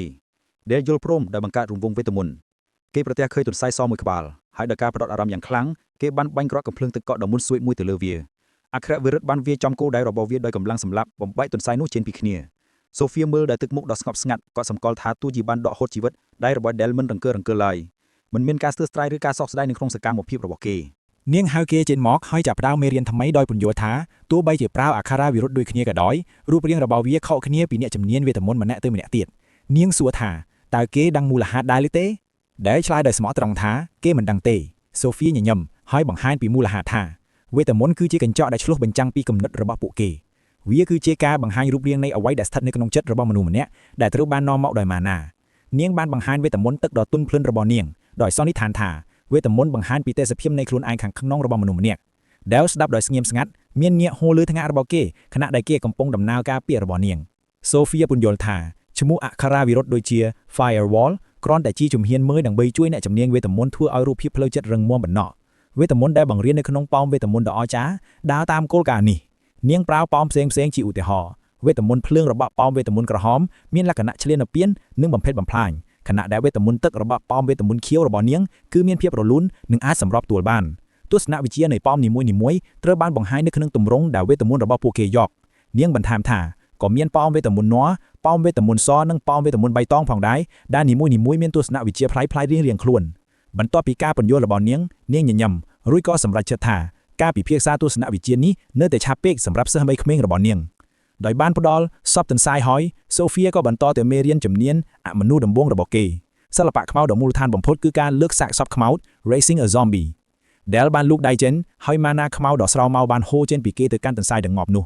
គេបានភ្ជាប់ខ្សែម៉ាណាទៅនឹងមុខងារម៉ូទ័រដ៏សំខាន់របស់ទន្សាយក្បាលឆ្អឹងខ្នងនិងជង្គង់និងបង្ខំឲ្យសត្វដែលរស់ឡើងវិញនោះក្រោកឈរភ្នែករបស់ទន្សាយដែលរស់ឡើងវិញនោះបានបញ្ចេញពន្លឺក្រហមគឺជាសញ្ញានៃភាពជោគជ័យរបស់គេសូហ្វៀដែលចាប់អារម្មណ៍ក៏បានសរសើរគេនាងសួរថា តើគេត្រៀមខ្លួនសម្រាប់ជំហានបន្ទាប់ហើយឬនៅនិងគេក៏យល់ព្រមដោយមានទំនុកចិត្ត កិច្ចការថ្មីរបស់គេគឺអនុវត្តអក្ខរាវិរុទ្ធការពារគឺពាសដៃតកកទៅលើសត្វដែលងាប់របស់គេផ្ដោតអារម្មណ៍បានណាពណ៌ខៀវរបស់គេកំពុងឆាបឆេះនៅជុំវិញគេរួចក៏បញ្ចេញរលកវេទមន្តតកកដែលបណ្ដាលឲ្យបំណែកតកកដ៏មុតស្រួចបង្កើតឡើងនៅជុំវិញទន្សាយខ្មោចក្នុងពេលដ៏ខ្លីសត្វនោះត្រូវបានស្រោបដោយពាក្យដៃគ្រីស្តាល់ដ៏រឹងមាំសូហ្វីបានវាយតម្លៃការងាររបស់គេដោយកត់សម្គាល់ថាការអនុវត្តរបស់គេគឺសមរម្យហើយទម្រង់ក៏ត្រឹមត្រូវដើម្បីសាកល្បងការបង្កើតរបស់គេនាងប្រកាសថានាងនឹងសាកល្បងការការពាររបស់វានាងបង្កើតដុំតកក Ice Bolt ដ៏មានថាមពលផ្ទាល់ខ្លួនរបស់នាងហើយបាញ់វាទៅលើទន្សាយខ្មោចពាសដែកគ្រាប់កំភ្លើងតកកបានវាយប្រហារដោយកម្លាំងដ៏ខ្លាំងប៉ុន្តែពាសដៃតកកបានទប់ទល់ដោយបែកបាក់នៅចំនួនប៉ះទង្គិចប៉ុន្តែការពារសត្វដែលនៅខាងក្នុងមុខរបស់ដាលបានផ្ទុះឡើងដោយស្នាមញញឹមរីករាយដោយឧទានថាគេបានទប់ស្កាត់ការវាយប្រហាររបស់គ្រូរបស់គេដោយជោគជ័យសូហ្វីផ្ដល់ការយល់ព្រមដល់គេដោយសរសើរគេសម្រាប់ការងារដ៏ល្អរបស់គេដោយឃើញទឹកមុខដ៏អន្ទះសាររបស់គេសូហ្វីសួរថាតើមានអ្វីដែលគេចង់បានឬទេភាពរីករាយរបស់ដាលបានពុះកញ្ជួយឡើងហើយដោយទឹកមុខតាំងចិត្តគេបានធ្វើសំណើដែលមិននឹកស្មានដល់គេសូមឲ្យគ្រូរបស់គេមិនត្រឹមតែបង្រៀនគេពីសិល្បៈខ្មៅប៉ុណ្ណោះថែមទាំងណែនាំគេឲ្យបានត្រឹមត្រូវអំពីរបៀបដែលគេអាចប្រើប្រាស់វុធមន្តគុណលក្ខណៈទឹករបស់គេឲ្យកាន់តែប្រសើរឡើងផងដែរចំពោះសំណើដ៏មានសង្ឃឹមរបស់ដាលសូហ្វីឆ្លើយតបដោយស្នាមញញឹមដ៏ស្រទន់និងមិនអាចអានបានមុនពេលផ្ដល់ពាក្យដ៏ធ្ងន់ធ្ងរតែមួយគត់គឺទេដាលនិយាយឡើងចេញហើយភ្ញាក់ផ្អើលយ៉ាងខ្លាំងចំពោះការបដិសេធដ៏ត្រង់របស់នាងសូហ្វីពន្យល់ហេតុផលរបស់នាងចង្អុលបង្ហាញថាអក្ខរាវិរុទ្ធដែលគេបានអនុវត្តនៅតែជាទម្រង់មូលដ្ឋាននៃវេទមន្តទឹកគុណលក្ខណៈទឹកទាមទារការយល់ដឹងកាន់តែស៊ីជម្រៅនិងកម្រិតនៃការយល់ដឹងកាន់តែខ្ពស់នៅពេលដែលជំនាញរបស់អ្នកជំនាញវេទមន្តរីកចម្រើននាងរំលឹកគេថាសម្រាប់អ្នកចាប់ផ្ដើមដំបូងភាគច្រើនការធ្វើជាម្ចាស់វេទមន្តតែមួយប្រភេទគឺពិបាកខ្លាំងការគ្រប់គ្រងពីរប្រភេទផ្សេងគ្នាក្នុងពេលដំណើរការគឺជាសញ្ញានៃអ្នកជំនាញវេទមន្តទ្វីដុលរបស់កម្រដែលជាស្នាដៃដែលនាងចាត់ទុកថាស្ទើរតែមិនអាចទៅរួចសម្រាប់ក្មេងអាយុប៉ុនគេពីទស្សនវិជ្ជារបស់នាងសំណើរបស់គេហាក់ដូចជាមហិច្ឆតាដែលហួសហេតុនិងមិនសមហេតុផល ដែលធ្វើពុតជាភ្ញាក់ផ្អើលដោយសួរសំណួរអំពីការប្រើប្រាស់ពាក្យមហិច្ឆតា ambition របស់នាងបន្ទាប់មកគេក៏ធ្វើទឹកមុខជឿចាប់ដោយរំលឹកនាងថានាងបានសន្យាថាពួកគេនឹងរកផ្លូវទៅមុខជាមួយគ្នាគេបានបញ្ជាក់ដោយល្បិចកលថាដោយបដិសេធនាងបានត្រឡប់ទៅរកពាក្យរបស់នាងវិញហើយល្បិចកលដោយឆ្លាតវៃដែលបង្កឲ្យមានអារម្មណ៍ខុសនេះបានវាយចំគោលដៅរបស់វាសូហ្វីស្រាប់តែមានអារម្មណ៍ភ័យស្លន់ស្លោហើយមិនអាចទប់ទល់នឹងការអំពាវនាវផ្លូវចិត្តរបស់គេបាននាងក៏ប្រកាសភ្លាមៗថាមេរៀននៅថ្ងៃនេះបានចប់ហើយយកនោះដេវមិនបានបាក់ទឹកចិត្តឡើយគេបានដកខ្លួនទៅកាន់បន្ទប់សិក្សាដ៏ធំជាមួយនឹងសិភៅជាច្រើនក្បាលពោពេញដោយការតាំងចិត្តគេប្រាប់ខ្លួនឯងថាគ្មានអ្វីដែលគេមិនអាចសម្រេចបានដោយខ្លួនឯងនោះទេ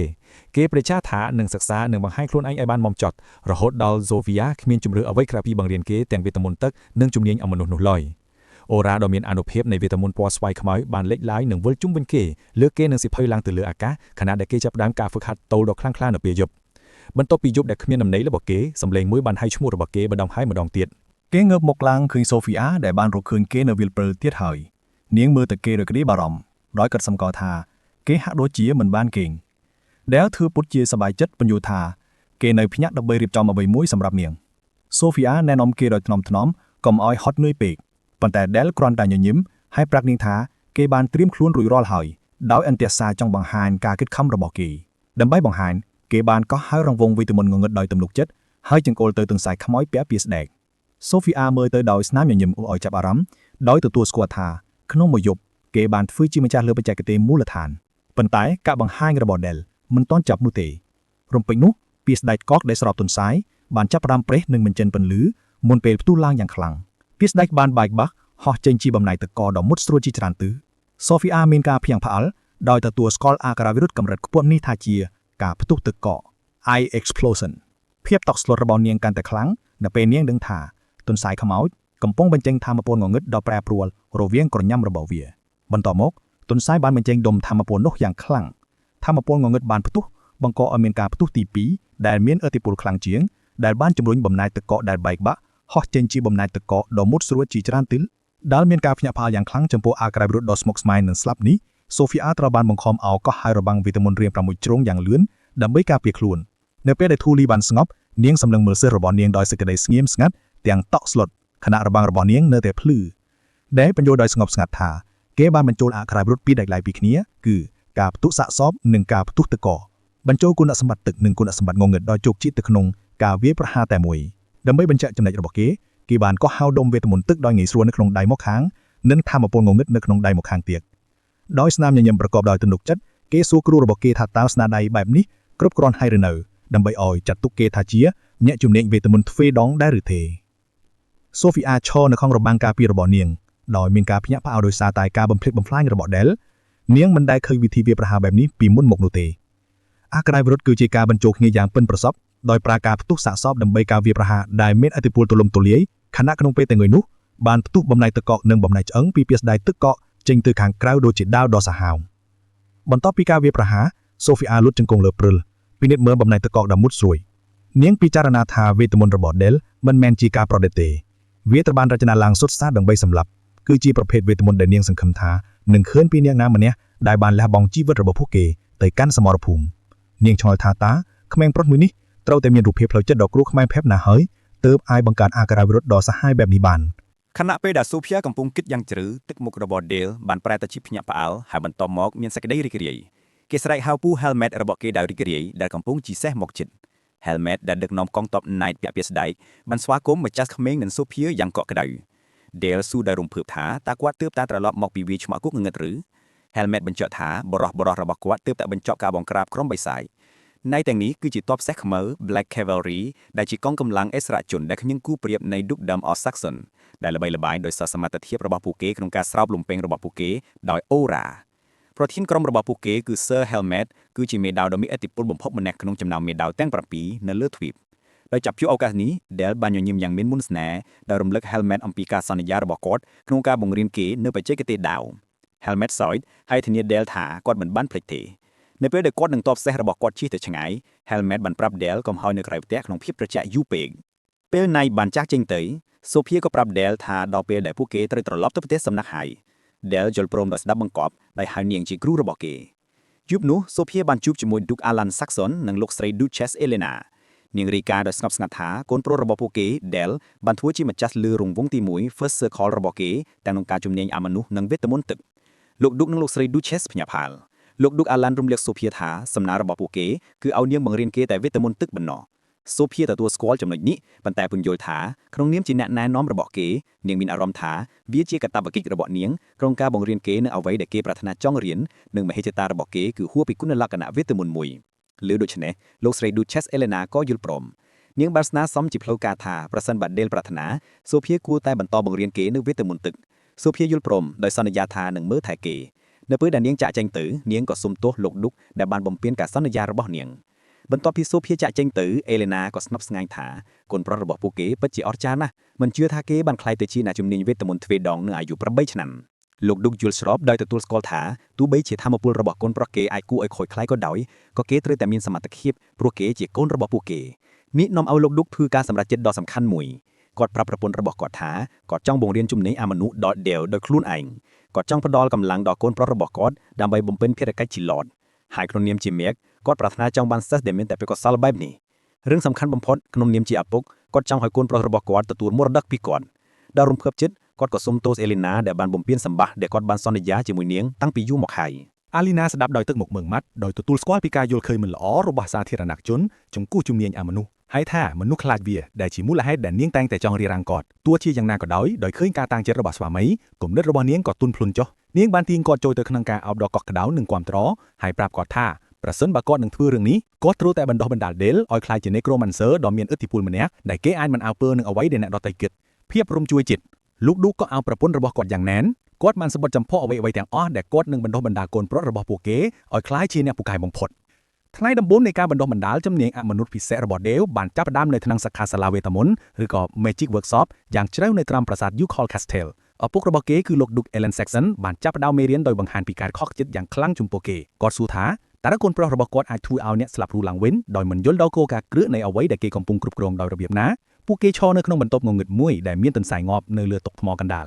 Del ការពារខ្លួនបញ្យល់ថាគេគ្រាន់តែធ្វើតាមអ្វីដែល Sophia បានបង្រៀនគេប៉ុណ្ណោះលោក Duke Alan ហាមឃាត់ Del យ៉ាងតឹងរ៉ឹងមិនឲ្យប្រាយអក្ខរវិរុទ្ធបឋមបែបនេះក្រោមការណែនាំរបស់គាត់ជំនួសឲ្យវេទមន្តជាក់ស្ដែងការបណ្ដុះបណ្ដាលរបស់លោក Duke បានចាប់ផ្ដើមនឹងការសិក្សាផ្នែកសាខាដ៏ខ្លាំងក្លាគាត់បានឲ្យ Del អង្គុយនៅតុដេកូជើងដោយសិភៅក្រោះក្រាស់ដោយណែនាំគេឲ្យទន្ទិញចាំរចនាសម្ព័ន្ធឆ្អឹងនិងសាច់ដុំពេញលេញរបស់ទម្រង់ជីវភាពទាំងអស់បន្ទាប់ពីការសិក្សាដោយឧស្សាហ៍ព្យាបាល Del បានទន្ទិញចាំពាក្យគ្រប់ម៉ាត់ពីអត្ថបទកាយវិភាគវិទ្យាជឿនលឿនបានដោយជោគជ័យដោយទទួលស្គាល់សមត្ថភាពរបស់កូនប្រុសគាត់លោក Duke Alan បានបង្ហាញគេនៅសិភៅក្រាស់មួយដោយថ្លែងថាមូលដ្ឋានត្រូវបានបញ្ចប់ហើយដល់ពេលសម្រាប់វេទមន្តជាក់ស្ដែងហើយ ទោះជាយ៉ាងណាក៏ដោយភ្នែករបស់ Dale បើកធំៗដោយការភ្ញាក់ផ្អើលនៅពេលដែលគេឃើញប្រធានបទសម្រាប់មេរៀនជាក់ស្ដែងរបស់គេគឺសាកសពរបស់ Goblin ដោយកំណត់ឃើញការច្របូលច្របល់របស់កូនប្រុសគាត់លោក Duke ញញឹមគាត់ពន្យល់ពីភាពខុសគ្នារវាង Necromancer ដែលទើបនឹងរៀននិង Master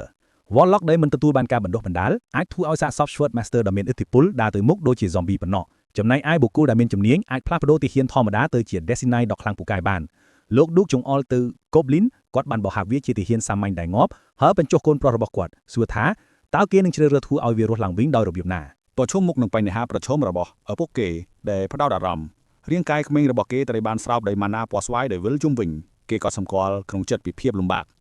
Goblin ដែលមានជើងពីរគឺស្មុគស្មាញជាងទុនសាយតូចទៅទៀតដោយមានការផ្ទុះធម្មពលគេបានបាញ់ខ្សែម៉ាណាពណ៌ស្វាយទៅក្នុងសាកសព Goblin ដែលចាប់ដើមធ្វើឲ្យរស់ឡើងវិញដោយតស៊ូជាមួយនឹងកិច្ចការដ៏ស្មុគស្មាញនេះដូចជាគេកំពុងបញ្ជាអាយ៉ងគូផេតដ៏ស្មុគស្មាញមួយក្នុងគោលបំណងពង្រឹងការការពាររបស់សត្វនោះគេបានប្រើវេទមន្តរបស់គេដើម្បីពន្លឿនភាពរឹងមាំក្រោយពេលស្លាប់ Postmortem Rigidity ប៉ុន្តែគេដឹងយ៉ាងឆាប់រហ័សពីកំហុសរបស់គេសន្លាក់និងសាច់ដុំរបស់ Goblin បានរឹងមាំធ្វើឲ្យវាមិនអាចកំរើកបានពេលនោះហើយដែលឪពុករបស់គេគឺលោក Duke Alan បានដាក់ដៃដ៏ស្ងប់ស្ងាត់នៅលើស្មារបស់គេលោក Duke ពន្យល់ថាទោះបីជាការធ្វើឲ្យរាងកាយរឹងមាំជាគំនិតល្អក៏ដោយផលប៉ះពាល់ចម្បងរបស់វាគឺការកំណត់ចលនាធ្ងន់ធ្ងរដោយភ្នែករបស់គាត់បញ្ចេញពន្លឺដោយអំណាចលោក Duke គ្រាន់តែប្រាប់កូនប្រុសរបស់គាត់ឲ្យមើល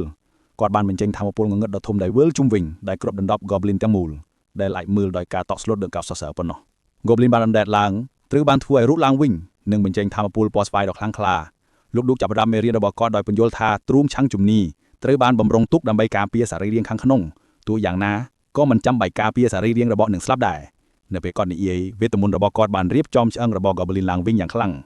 ទ្រូងឆ្អឹងជំនីផ្ទុះមុខចេញទៅខាងក្រៅប្រែក្លាយទៅជាសំណុំនៃដាវឆ្អឹងដ៏មុតស្រួយដែលលយចេញពីទ្រូងរបស់វាដោយស្នាមញញឹមដ៏អាក្រក់លោក Duke បានបង្ហាញពីគោលការណ៍ស្នូលនៃសិល្បៈរបស់គាត់ Necromancer ត្រូវតែយល់ពីលក្ខណៈសម្បត្តិរាងកាយរបស់គោលដៅរបស់ពួកគេនិងផ្លាស់ប្ដូរវាឲ្យសមនឹងតម្រូវការរបស់ពួកគេដែលនិយាយមិនចេញបែកញើសនៅលើមុខរបស់គេខណៈដែលគេសម្លឹងមើលការបង្ហាញដ៏ជ្រៅជ្រាយនិងគួរឲ្យភ័យខ្លាចនេះដោយការភ្ញាក់ផ្អើលយ៉ាងខ្លាំងឈ្មោះបាល់ Goblin ដែលបានផ្លាស់ប្ដូររូបរាងដ៏គួរឲ្យភ័យខ្លាចនោះលោក Duke Alan Saxon បានសន្និដ្ឋានការបង្ហាញរបស់គាត់ដោយប្រកាសថាគោលការណ៍នៃការយល់ដឹងនិងការកែប្រែរចនាសម្ព័ន្ធរាងកាយនេះគឺជាមូលដ្ឋានគ្រឹះនៃវេទមន្តខ្មៅ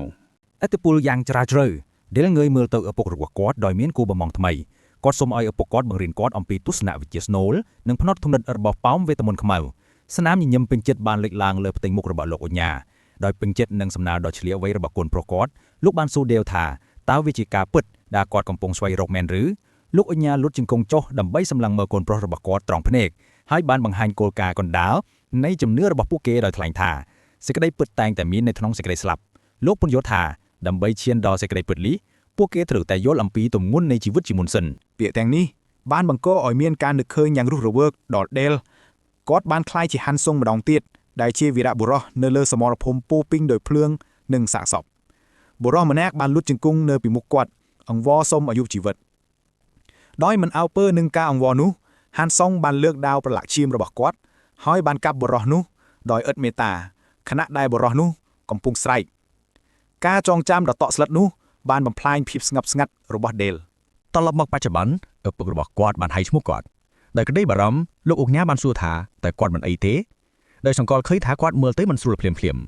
Dale ស្លេកស្លាំងបែកញើសភ្នែករបស់គាត់បើកធំដោយភាពភ័យខ្លាចគាត់ព្យាយាមនិយាយដោយនិយាយ Dexter ថាគាត់មិនអីទេរូបភាពនៃអតីតកាលដ៏រឹងមាំរបស់គាត់បានភ្លឺឡើងក្នុងគំនិតរបស់គាត់ខណៈដែលគាត់បាននិយាយម្ដងទៀតយ៉ាងមុតមាំថាគាត់មិនអីទេគាត់ឈររឹងនៅម្នាក់ឯងក្នុងបន្ទប់ធ្វើកៅដ៏ងងឹតពិភពលោកហាក់ដូចជាវើជុំវិញគាត់ខណៈដែលគាត់បានអះអាងដោយស្ងៀមស្ងាត់ថាតាមពិតគាត់ពិតជាមិនអីទេ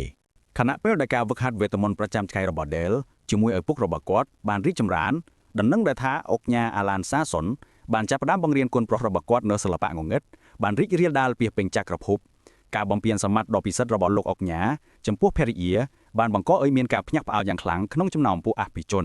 នហេតុដូច្នេះហើយ Dale បានក្លាយជាប្រធានបទនៃការត្រួតពិនិត្យយ៉ាងខ្លាំងពីសំណាក់ពួកអភិជននិងគ្រូវេទមន្តនិងទូទាំងចក្រភពរួមទាំងយុវជនសក់ក្រហមដ៏ប៉ិនប្រសប់ម្នាក់លោកម្ចាស់សក់ស្កៅដ៏តឹងរឹងម្នាក់និងមេធ្មប់ដ៏ឆ្លាតម្នាក់ពី3សប្តាហ៍ក្រោយមកការវឹកហាត់របស់ Dale បានបដូរទៅជាការវាយដាវវិញហើយគាត់កំពុងវឹកហាត់ប្រយុទ្ធជាមួយពូរបស់គាត់គឺ Hamlet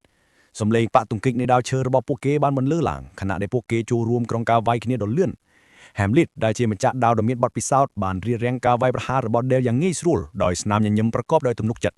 ដែលមិនរំភើបទេក៏សម្លឹងមើលយ៉ាងយកចិត្តទុកដាក់ស្វែងរកឱកាសបើកចំហ Hamlet ញញឹមស្ងួតដោយចាប់អារម្មណ៍នឹងការតស៊ូរបស់ក្មួយប្រុសរបស់គាត់ហើយបានបង្កើនការវាយប្រហាររបស់គាត់ដែលបានគិតពីការវាយដ៏ខ្លាំងមួយយ៉ាងប៉ិនប្រសប់រួចក៏បានបើកការវាយបពីលើអាកាសយ៉ាងគួរឲ្យភ្ញាក់ផ្អើលដោយបង្វិលខ្លួនទៅវាយពូរបស់គាត់ពីមុំដែលមិននឹកស្មានដល់ចលនានេះបានធ្វើឲ្យ Hamlet ភ្ញាក់ផ្អើលទាំងស្រុងការបញ្ចេញមតិរបស់គាត់បានប្រែទៅជាតក់ស្លុតការវាយរបស់ Del គីច្បាស់លាស់ដោយបានវាយដាវឈើចេញពីដៃរបស់ម្ចាស់ដាវខណៈពេលដែល Del ហត់ដង្ហើម Hamlet បានសោកយ៉ាងខ្លាំងសរសើរគាត់ចំពោះការប្រយុទ្ធដ៏ល្អទោះជាយ៉ាងណាក៏ដោយ Del បានចងល់បង្ហាញយ៉ាងឆ្លៀតវៃថា Nike ដែលមានសមត្ថភាពដូច Hamlet មិនងាយទម្លាក់ដាវរបស់គាត់នោះទេទាយត្រូវថាក្មួយរបស់គាត់បានលែងដាវដោយចេតនា Hamlet ទទូចថាវាមិនមែនដូច្នោះទេដោយបញ្យល់ថាគាត់ពិតជាភ្ញាក់ផ្អើលមែនគាត់បានប្រាប់ Del ថាគាត់បានប្រើបច្ចេកទេសដាវដែលមានបំណងសម្រាប់សមរភូមិពិតប្រាកដដែលអាចសម្រាប់មនុស្សធម្មតាបាន Hamlet បានអធិប្បាយថាសមត្ថភាពវាយដាវរបស់ Del គឺល្អឥតខ្ចោះណាស់ដែលវាហាក់ដូចជាគួរឲ្យសោកស្ដាយដែលគាត់ត្រូវតែខ្លាយទៅជាគ្រូវេទមន្តគាត់ព្យាយាមធានា Del ដោយប្រាប់គាត់ថាគ្រូវេទមន្តតែងតែត្រូវបានការពារដោយ Nike យាមហើយថាគាត់មិនចាំបាច់វឹកហាត់យ៉ាងលំបាកក្នុងសមរភូមិពិតប្រាកដនោះទេដោយដាក់ដៃលើស្មាក្មួយប្រុសរបស់គាត់ Hamlet បានសួរថាហេតុអ្វីបានជាគាត់ខិតខំខ្លាំងម្ល៉េះ Hamlet បានលុតជង្គង់នៅពីមុខក្មួយប្រុសរបស់គាត់ហើយថែទាំដៃរបស់ Del ដែលរំបងរុំថ្នមដោយប្រាប់គាត់ថាមិនចាំបាច់បង្ខំខ្លួនឯងដល់កម្រិតរបួសនោះទេសម្លឹងមើលដៃរបស់គាត់ Del បានឆ្លើយយ៉ាងមុតមមថាគាត់មានហេតុផលជាមួយនឹងស្នាមញញឹមប្រកបដោយទំនុកចិត្តគាត់បានពន្យល់ថាវាមិនសមរម្យសម្រាប់កូនប្រុសរបស់លោកអុកញ៉ាដែលត្រូវពឹងផ្អែកទៅលើឆ្មានិងវេទមន្តការពារតែប៉ុណ្ណោះគាត់បានបន្ថែមដោយការលួងចិត្តថាគាត់មិនអាចបោះបង់ឱកាសដ៏កម្រនៃការរៀនវាយដាវពីម្ចាស់ដាវដ៏មានឥទ្ធិពលបំផុតចំនួន7នាក់នៅលើទ្វីបនោះបានទេ Hamlet ផ្ទុះសំណើចយ៉ាងខ្លាំងដោយហៅចម្លើយរបស់ Del ថាអស្ចារ្យហើយប្រកាសថាបើគាត់មានកូនប្រុសដូច Del គាត់នឹងមិនមានការសោកស្ដាយអ្វីទេ Del បានអបអរដោយរេកលាយដែលទទួលបានការសរសើរខ្ពស់បែបនេះពេលវេលាដ៏រីករាយរបស់ពួកគេត្រូវបានរំខានដោយការមកដល់របស់លោកជំទាវវិញ្ញា Elena ដែលសម្គាល់ឃើញថាពួកគេទាំងពីរហាក់ដូចជាមានស្មារតីល្អ Del ស្វាគមន៍ម្ដាយរបស់គាត់យ៉ាងកក់ក្ដៅហើយសួរថាតើមានអ្វីនាំឲ្យគាត់ចេញមកនាងញញឹមពន្យល់ថានាងចង់ឃើញកូនប្រុសរបស់នាងខិតខំប្រឹងប្រែងយ៉ាងណាហើយថានាងមានព័ត៌មានខ្លះដែលត្រូវចែករំលែកបន្ទាប់មកនាងបានសួរ Del ថាតើគាត់ចាំអំណោយថ្ងៃកំណើតដែលគាត់ធ្លាប់បានសូមទេ Del មើលទៅគិតរួចព្យាយាមនឹកចាំការនឹកឃើញមួយបានបង្ហាញពីពេលដែលគាត់បានសូមប្អូនស្រីតូចម្នាក់ដោយអន្ទះសារដោយធ្វើឲ្យឪពុកម្ដាយរបស់គាត់ភ្ញាក់ផ្អើលនិងឡើងក្រហមការចងចាំបានហូរត្រឡប់មកវិញហើយភ្នែករបស់ Del បានរីកធំដោយការតក់ស្លុត Elena ដែលបញ្ចេញពន្លឺដោយសូរភមង្គលនិងដាក់ដៃដ៏ទន់ភ្លន់នៅលើពោះរបស់នាងបានផ្ដោតដំណឹងនេះនាងបានប្រាប់ Del ថាគាត់នឹងត្រូវមើលថែប្អូនតូចរបស់គាត់ឲ្យបានល្អភាពតក់ស្លុតនៅលើផ្ទៃមុខរបស់ Del ត្រូវបានជំនួសដោយភាពរីករាយសរសើរគាត់សន្យានឹងម្ដាយរបស់គាត់ថាគាត់នឹងមើលថែពួកគេយ៉ាងល្អ10ខែក្រោយមកនៅក្នុងបន្ទប់គេងដែលតុបតែងយ៉ាងប្រណិតគ្រួសារសាសនបានប្រមូលផ្ដុំគ្នានៅជុំវិញសមាជិកថ្មីបំផុតដែលមានការចាប់អារម្មណ៍ទាំងស្រុងចំពោះប្អូនស្រីតូចរបស់គាត់ដោយអោនពីលើគ្រែដើម្បីមើលកាន់តែជិតខណៈពេលដែលឪពុកម្ដាយរបស់គាត់កំពុងមើលលោកជំទាវអ៊ុញ៉ា Elena បានលេងសើចនឹងគាត់ដែលសួរថាតើគាត់យល់ថាទារកនោះគួរឲ្យចាប់អារម្មណ៍ណាស់មែនឬហើយ Del បានយល់ព្រមគាត់បានប៉ះពាល់ទារកថ្នមដោយងឿងឆ្ងល់ថាវានៅតែអារម្មណ៍មិនពិតថាទារកនេះជាប្អូនស្រីរបស់គាត់ត្រូវបានគេចាប់ចិត្តទាំងស្រុងគិតថាទារកនេះគួរឲ្យស្រឡាញ់ណាស់ឃើញកូនប្រុសរបស់គាត់ស្រឡាញ់ពេញចិត្តលោកអ៊ុញ៉ា Allen បានសួរថាតើគាត់ចង់បីនាងទេ Del មានការអៀនខ្មាស់ទាំងស្រុងម្ដាយរបស់នាងបានលើកទឹកចិត្តគាត់ខណៈដែលនាងបានដាក់ទារកដែលត្រូវបានរុំដោយថ្នមទៅកណ្ដឹងដៃរបស់គាត់ Del បានរកឃើញថាការបីនាងមិនពិបាកដោយដែលគាត់បានគិតនោះទេលោកអ៊ុញ៉ាបានសួរថាតើគាត់យល់យ៉ាងណាអធិប្បាយថាទារកហួលទៅដូចគាត់ណា Elena បានបន្ថែមថាវាចម្លែកណាស់ដែលទារកយំរាល់ពេលដែលនាងបីប៉ុន្តែមិនយំសូម្បីតែម្ដងជាមួយ Del បញ្ជាក់ថានាងហាក់ដូចជារីករាយនៅក្នុងដៃរបស់គាត់ Del មើលទៅប្អូនស្រីរបស់គាត់ដោយកំហឹងមុខដ៏ទន់ភ្លន់និងពេញចិត្តបន្ទាប់មកឪពុករបស់គាត់បានសួរគាត់ថាឥឡូវនេះគាត់មានអារម្មណ៍យ៉ាងណាការបញ្ចេញមតិរបស់ Dale ស្រាប់តែប្រែទៅជាធ្ងន់ធ្ងរគាត់បានប្រាប់ឪពុករបស់គាត់ថាទោះបីជានាងស្រាលដោយអារម្មណ៍សត្វក៏ដោយក៏នាងមានអារម្មណ៍ធ្ងន់មិនគួរឲ្យជឿដែរស្នាមញញឹមប្រកបដោយចំណេះដឹងបានលេចឡើងលើផ្ទៃមុខរបស់លោកអុកញ៉ាខណៈដែលគាត់បានប្រាប់កូនប្រុសរបស់គាត់ថាអ្វីដែលគាត់កំពុងមានអារម្មណ៍គឺជាទម្ងន់នៃជីវិតលោកបានដាក់ដៃលើស្មា Dale ដោយណែនាំគាត់កុំឲ្យបំភ្លេចអារម្មណ៍នោះភ្លាមនោះ Elena បានរំខានដោយរីករាយដោយរំលឹក Dale ថាដល់ពេលសម្រាប់មេរៀនរបស់គាត់ហើយថា Sophia ពិតជាកំពុងរងចាំគាត់ទស្សនវិជ្ជាបានបដូរទៅព្រៃដែលគ្របបណ្ដាប់ដោយព្រាវដែល Sophia ឈររងចាំសិលរបស់នាងបានប្រាប់ Dale ថាមេរៀនរបស់ពួកគេសម្រាប់ថ្ងៃនេះនឹងក្លាយទៅជាការវឹកហាត់ប្រយុទ្ធពិតប្រាកដ Dale មើលទៅហាក់ដូចជាភ័យបន្តិចបានសួរថាតើគាត់ពិតជាអាចប្រយុទ្ធជាមួយនាងយ៉ាងយកចិត្តទុកដាក់បានទេ Sophia បានលើកទឹកចិត្តគាត់ឲ្យវាយប្រហារនាងបើកម្លាំងពេញទំហឹងរបស់គាត់ឆ្លើយតបនឹងការប្រកួតប្រជែងនោះដែលបានកក់ហៅរង្វង់វេទមន្តពណ៌ខៀវភ្លឺចាំង Sophia ដែលហ៊ុំព័ទ្ធដោយវេទមន្តទឹកខៀចេញបាននិយាយថានាងចង់ឃើញថាតើគាត់មានការរីកចម្រើនកម្រិតណាដែលបានចាប់ផ្ដើមការវាយប្រហារភ្លាមដោយបានក្របកំភ្លើងទឹកកកធំនិងមុតសួយចំនួន2គ្រាប់មករកនាងទោះជាយ៉ាងណាក៏ដោយ Sophia បានបំផ្លាញក្របកំភ្លើងទី1យ៉ាងងាយស្រួលដោយចាត់ទុកថាវាលឿនពេកហើយបន្ទាប់មកបានវាយបកគ្រាប់ទី2ដោយមិនខ្វល់ខ្វាយ នាងកាន់បំណែកនៃអក្សរវិរុទ្ធដែលបៃខ្ទេចរបស់គាត់ហើយសម្លឹងមើលទៅគាត់ដោយស្នាមញញឹមដ៏ប៉ិនប្រសប់និងប្រកបដោយការប្រកួតប្រជែងរួចស្ដីបន្ទោសគាត់ដោយសួរថាតើសិស្សហ៊ានធ្វេសប្រហែសចំពោះគ្រូរបស់ខ្លួនដោយរបៀបណាដែលស្រឡាំងកាំងព្រោះដឹងថាគ្រូរបស់គាត់បានមើលឃើញទង្វើរបស់ខ្លួនទាំងស្រុងជាមួយនឹងការបញ្ចេញមតិយ៉ាងតាំងចិត្តគាត់បានសម្លឹងមើលទៅមុខសូហ្វៀបានប្រាមានគាត់ឲ្យលើករបាំងឲ្យបានលឿនមុនពេលបាញ់កំជ្រួចវេទមន្តទឹកដ៏មានឥទ្ធិពលមករកគាត់ផ្នែករបស់ដែលបើកធំដែលភ័យស្លន់ស្លោនៅពេលដែលការវាយប្រហារបានប្រញាប់ប្រញាល់មករកគាត់ថាមពលវេទមន្តបានប៉ះទង្គិចគ្នាជាមួយនឹងកម្លាំងដ៏មហាមាដែលអាចទប់ស្កាត់ការវាយប្រហារនោះនៅវិនាទីចុងក្រោយដោយពិនិត្យមើលស្រោមដៃតកកដែលបែកខ្ទេចខ្តាមដែលបានបង្កើតឡើងជុំវិញដៃរបស់គាត់គិតក្នុងចិត្តថាបើគាត់មិនទប់ស្កាត់ទេគាត់នឹងត្រូវរបួសធ្ងន់ហើយសូហ្វៀជាមួយនឹងស្នាមញញឹមដ៏ស្ងប់ស្ងាត់និងគួរឲ្យចាប់អារម្មណ៍បានសរសើរគាត់ចំពោះការបង្កើតពាក្យដៃតកកក្នុងរយៈពេលដ៏ខ្លីបែបនេះខណៈពេលដែលពាក្យដៃតកកបានបាក់បែកដែលឈរនៅនឹងកន្លែងដោយត្រៀមខ្លួនសម្រាប់ការវាយបកបន្ទាប់សូហ្វៀបានលើកទឹកចិត្តគាត់ឲ្យវាយប្រហារនាងម្ដងទៀតឆ្លើយតបទៅដែលបានដាក់ដៃរបស់គាត់នៅលើដីព្រៃដោយផ្ដោតលើវេទមន្តរបស់គាត់បានបញ្ចេញម៉ាណារបស់គាត់និងក៏ហៅជញ្ជាំងតកកដ៏ធំនិងភ្លឺចាំងចាំងដែលផ្ទុះចេញពីដីរវាងពួកគេសូហ្វៀភ្ញាក់ផ្អើលយ៉ាងខ្លាំងដល់រូបរាងដ៏ថ្មើរសម្បើមនៃសំណង់នោះដោយសួរថាហេតុអ្វីបានជាគាត់ត្រូវដាក់អក្សរវិរុទ្ធជញ្ជាំងតកកនៅកណ្ដាលសមរភូមិនាងបានក៏សម្គាល់ថាដោយការបង្កើនរចនាសម្ព័ន្ធម៉ាណាគាត់បានបង្កើនដងស៊ីតេនៃតកកយ៉ាងខ្លាំងដែលធ្វើឲ្យវារឹងមាំមិនគួរឲ្យជឿឡើយនាងលួចដៃទៅប៉ះជញ្ជាំងដោយឆ្ងល់ថាហេតុអ្វីបានជាគាត់ត្រូវដាក់អក្សរវិរុទ្ធការពារនោះឡើយដោយសន្និដ្ឋានថាប្រហែលជាគាត់ត្រូវការសម្រាប់បន្តិចទោះជាយ៉ាងណាក៏ដោយនាងស្រាប់តែមានអារម្មណ៍ថាមានអ្វីខុសប្រក្រតីជាមួយនឹងម៉ាណាដែលហូរតាមតកកដោយសម្លឹងមើលកាន់តែជិតនាងឃើញថាជញ្ជាំងនេះត្រូវបានសាងសង់ដោយរបាំងម៉ាណាមានរាង6ជ្រុងហើយបានស្គាល់វាថាជារូបមន្តផ្ទុះនិងបែកខ្ទេចដោយកម្ដៅត្រជាក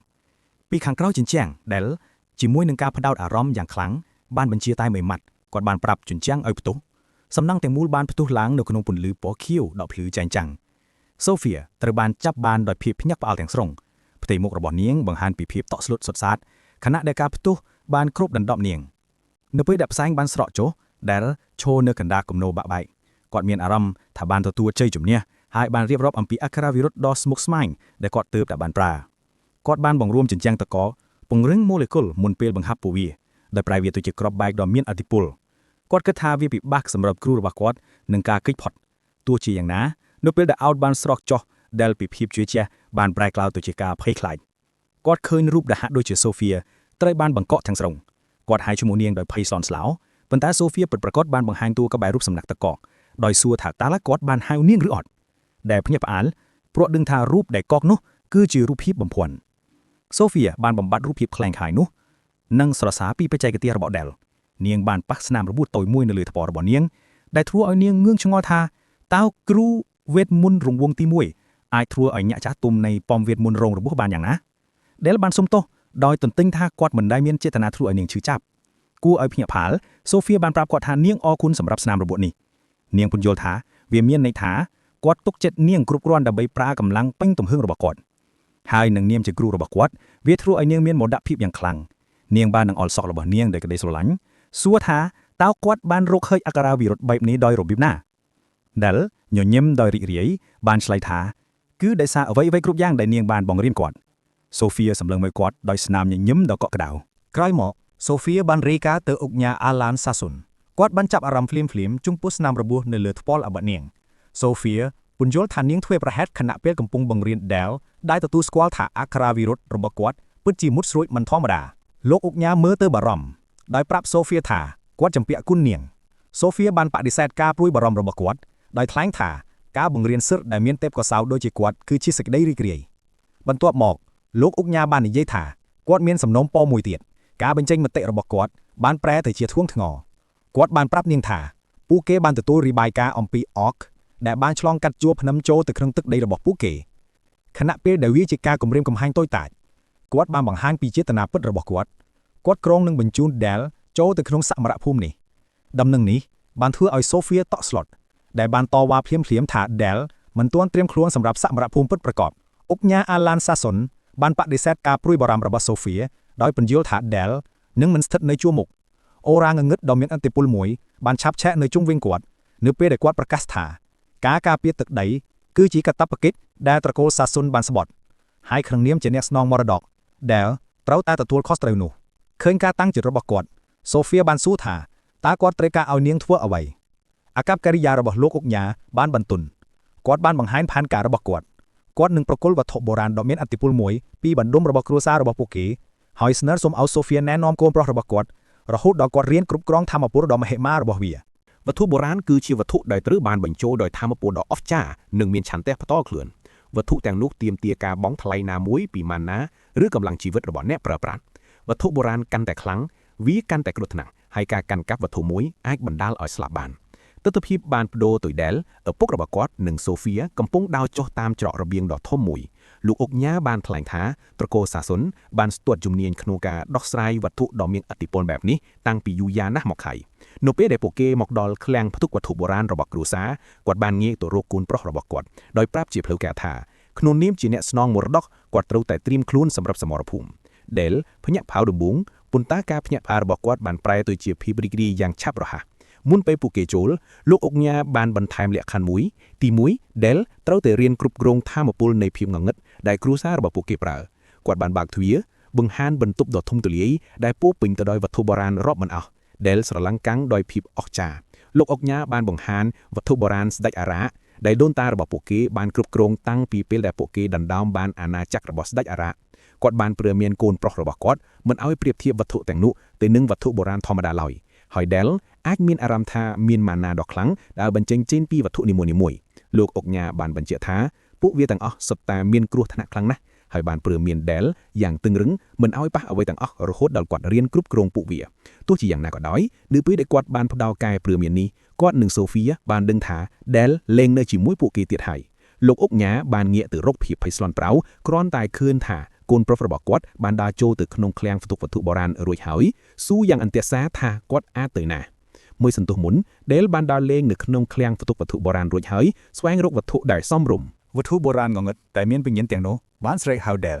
របាំងការពារមួយបានសន្យាថានឹងជួយគាត់សម្រាប់សត្រូវរបស់គាត់ខណៈដែលចិញ្ចៀននិងគ្រឿងអលង្ការផ្សេងបានសន្យាថានឹងជួយគាត់ឲ្យឈានដល់កម្រិតធម៌ពលថ្មីដែលផ្អើកមួយផ្លែតដោយមានអារម្មណ៍ថាវត្ថុបុរាណទាំងនោះកំពុងបន្តជាមួយនឹងភាពគុំកូនពីជីវិតអតីតកាលរបស់គាត់ជាមួយនឹងស្នាមញញឹមដ៏ជឿជាក់គាត់បានបដិសេធពួកវាកម្រិតនៃធម៌ពលនេះមិនគ្រប់គ្រាន់ទេគាត់ត្រូវថាអ្វីដែលខ្លាំងជាងនេះឆ្ងាយណាស់សម្រាប់ការសងសឹករបស់គាត់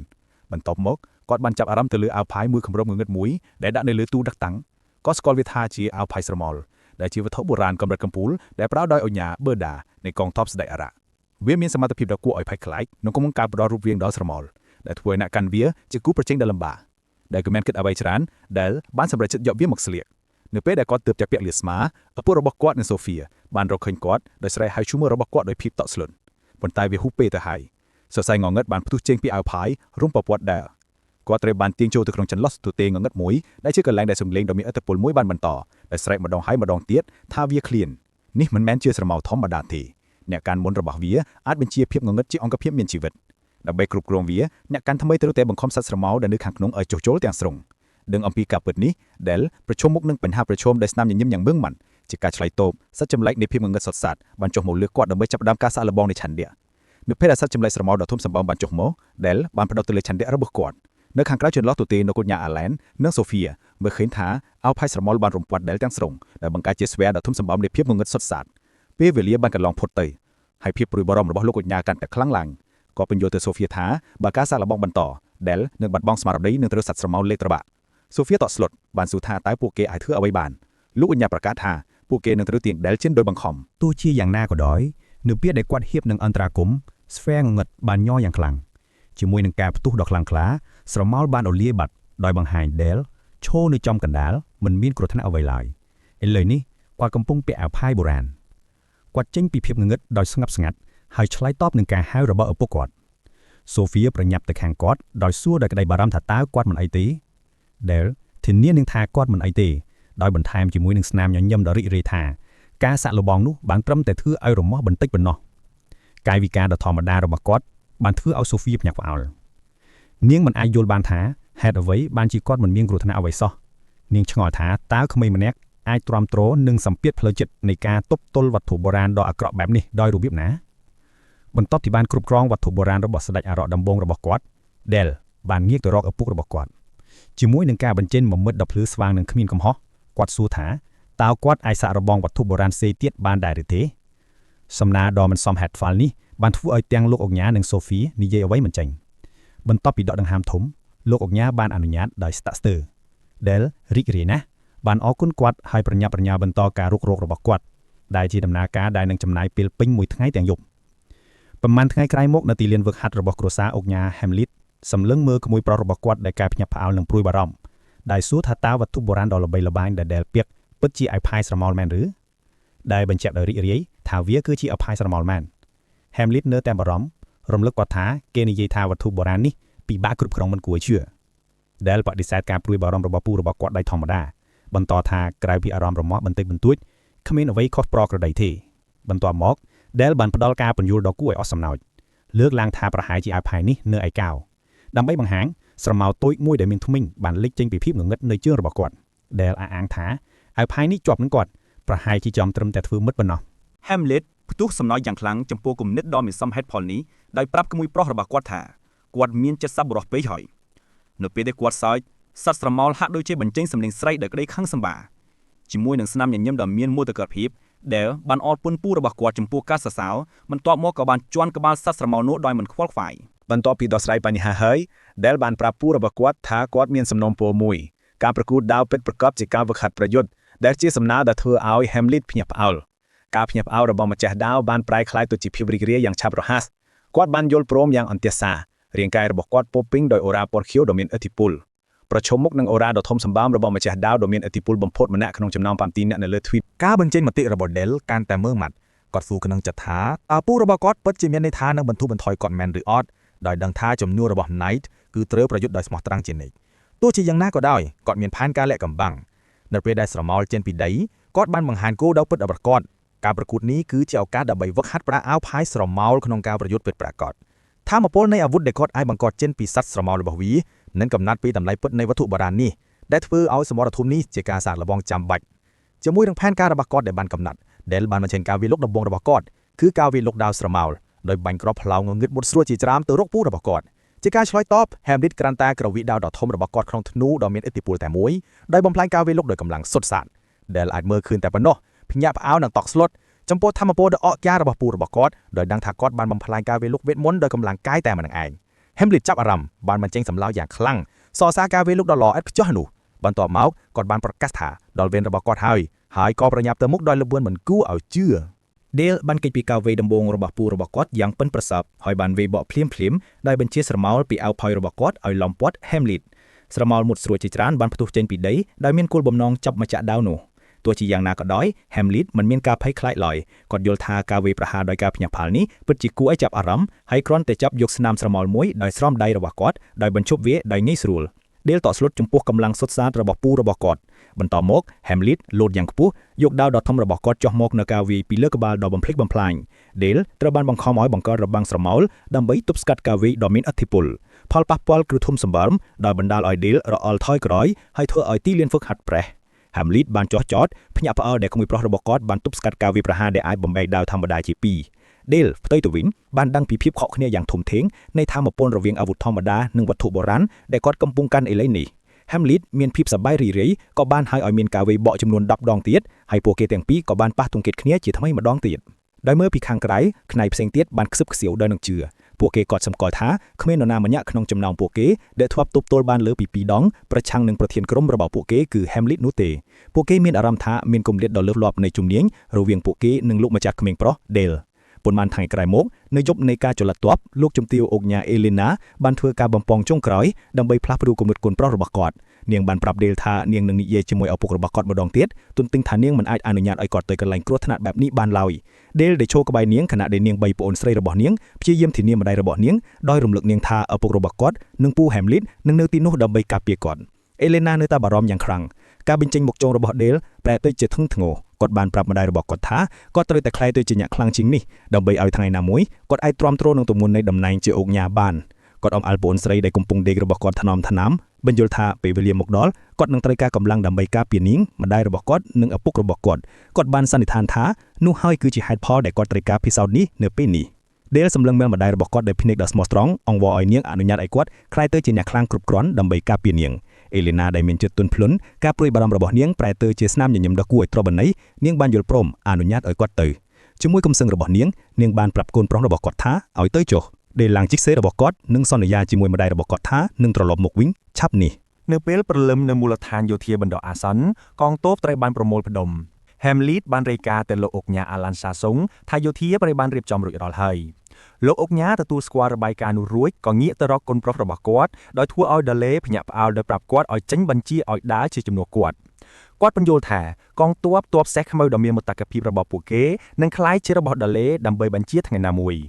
នៅពេលដែលឪពុករបស់គាត់ប្រកាសថាទាំងនេះគឺជា Knight របស់គាត់ដាឡេត្រូវបានដាស់តឿនដោយការយល់ដឹងដ៏ជ្រាលជ្រៅមួយទាហានទាំងនេះជារបស់ដាឡេមិនមែនរបស់ហាន់សុងដែលជាវីរបុរសដែលហត់នឿយដោយសារសមរភូមិពីជីវិតអតីតកាលរបស់គាត់នោះទេភាពជាម្ចាស់ថ្មីបានបំពេញគាត់នេះនឹងក្លាយជាសមរភូមិដំបូងរបស់គាត់ក្នុងនាមជាមេដឹកនាំរបស់ពួកគេហើយគាត់បានស្បត់ចំពោះខ្លួនឯងថាលើកនេះអ្វីៗនឹងខុសប្លែកពីមុនដាឡេជីទៅខាងមុខដឹងថាពេលវេលាបានមកដល់ហើយជាមួយនឹងសំឡេងដ៏មានឥទ្ធិពលគាត់បានលើកកណ្ដាប់ដៃហើយចេញបញ្ជាដោយប្រាប់ដាវដ៏មានមតកភាពរបស់ត្រកូលសាសុងឲ្យដាវទៅមុខក្នុងភាពឯកភាពគ្នាដ៏ល្អឥតខ្ចោះណៃទាំងនោះបានលើកអាវុធរបស់ពួកគេហើយឆ្លើយតបដោយសំឡេងក្រហមយ៉ាងខ្លាំងដោយទទួលស្គាល់បញ្ជារបស់លោកម្ចាស់វ័យក្មេងរបស់ពួកគេ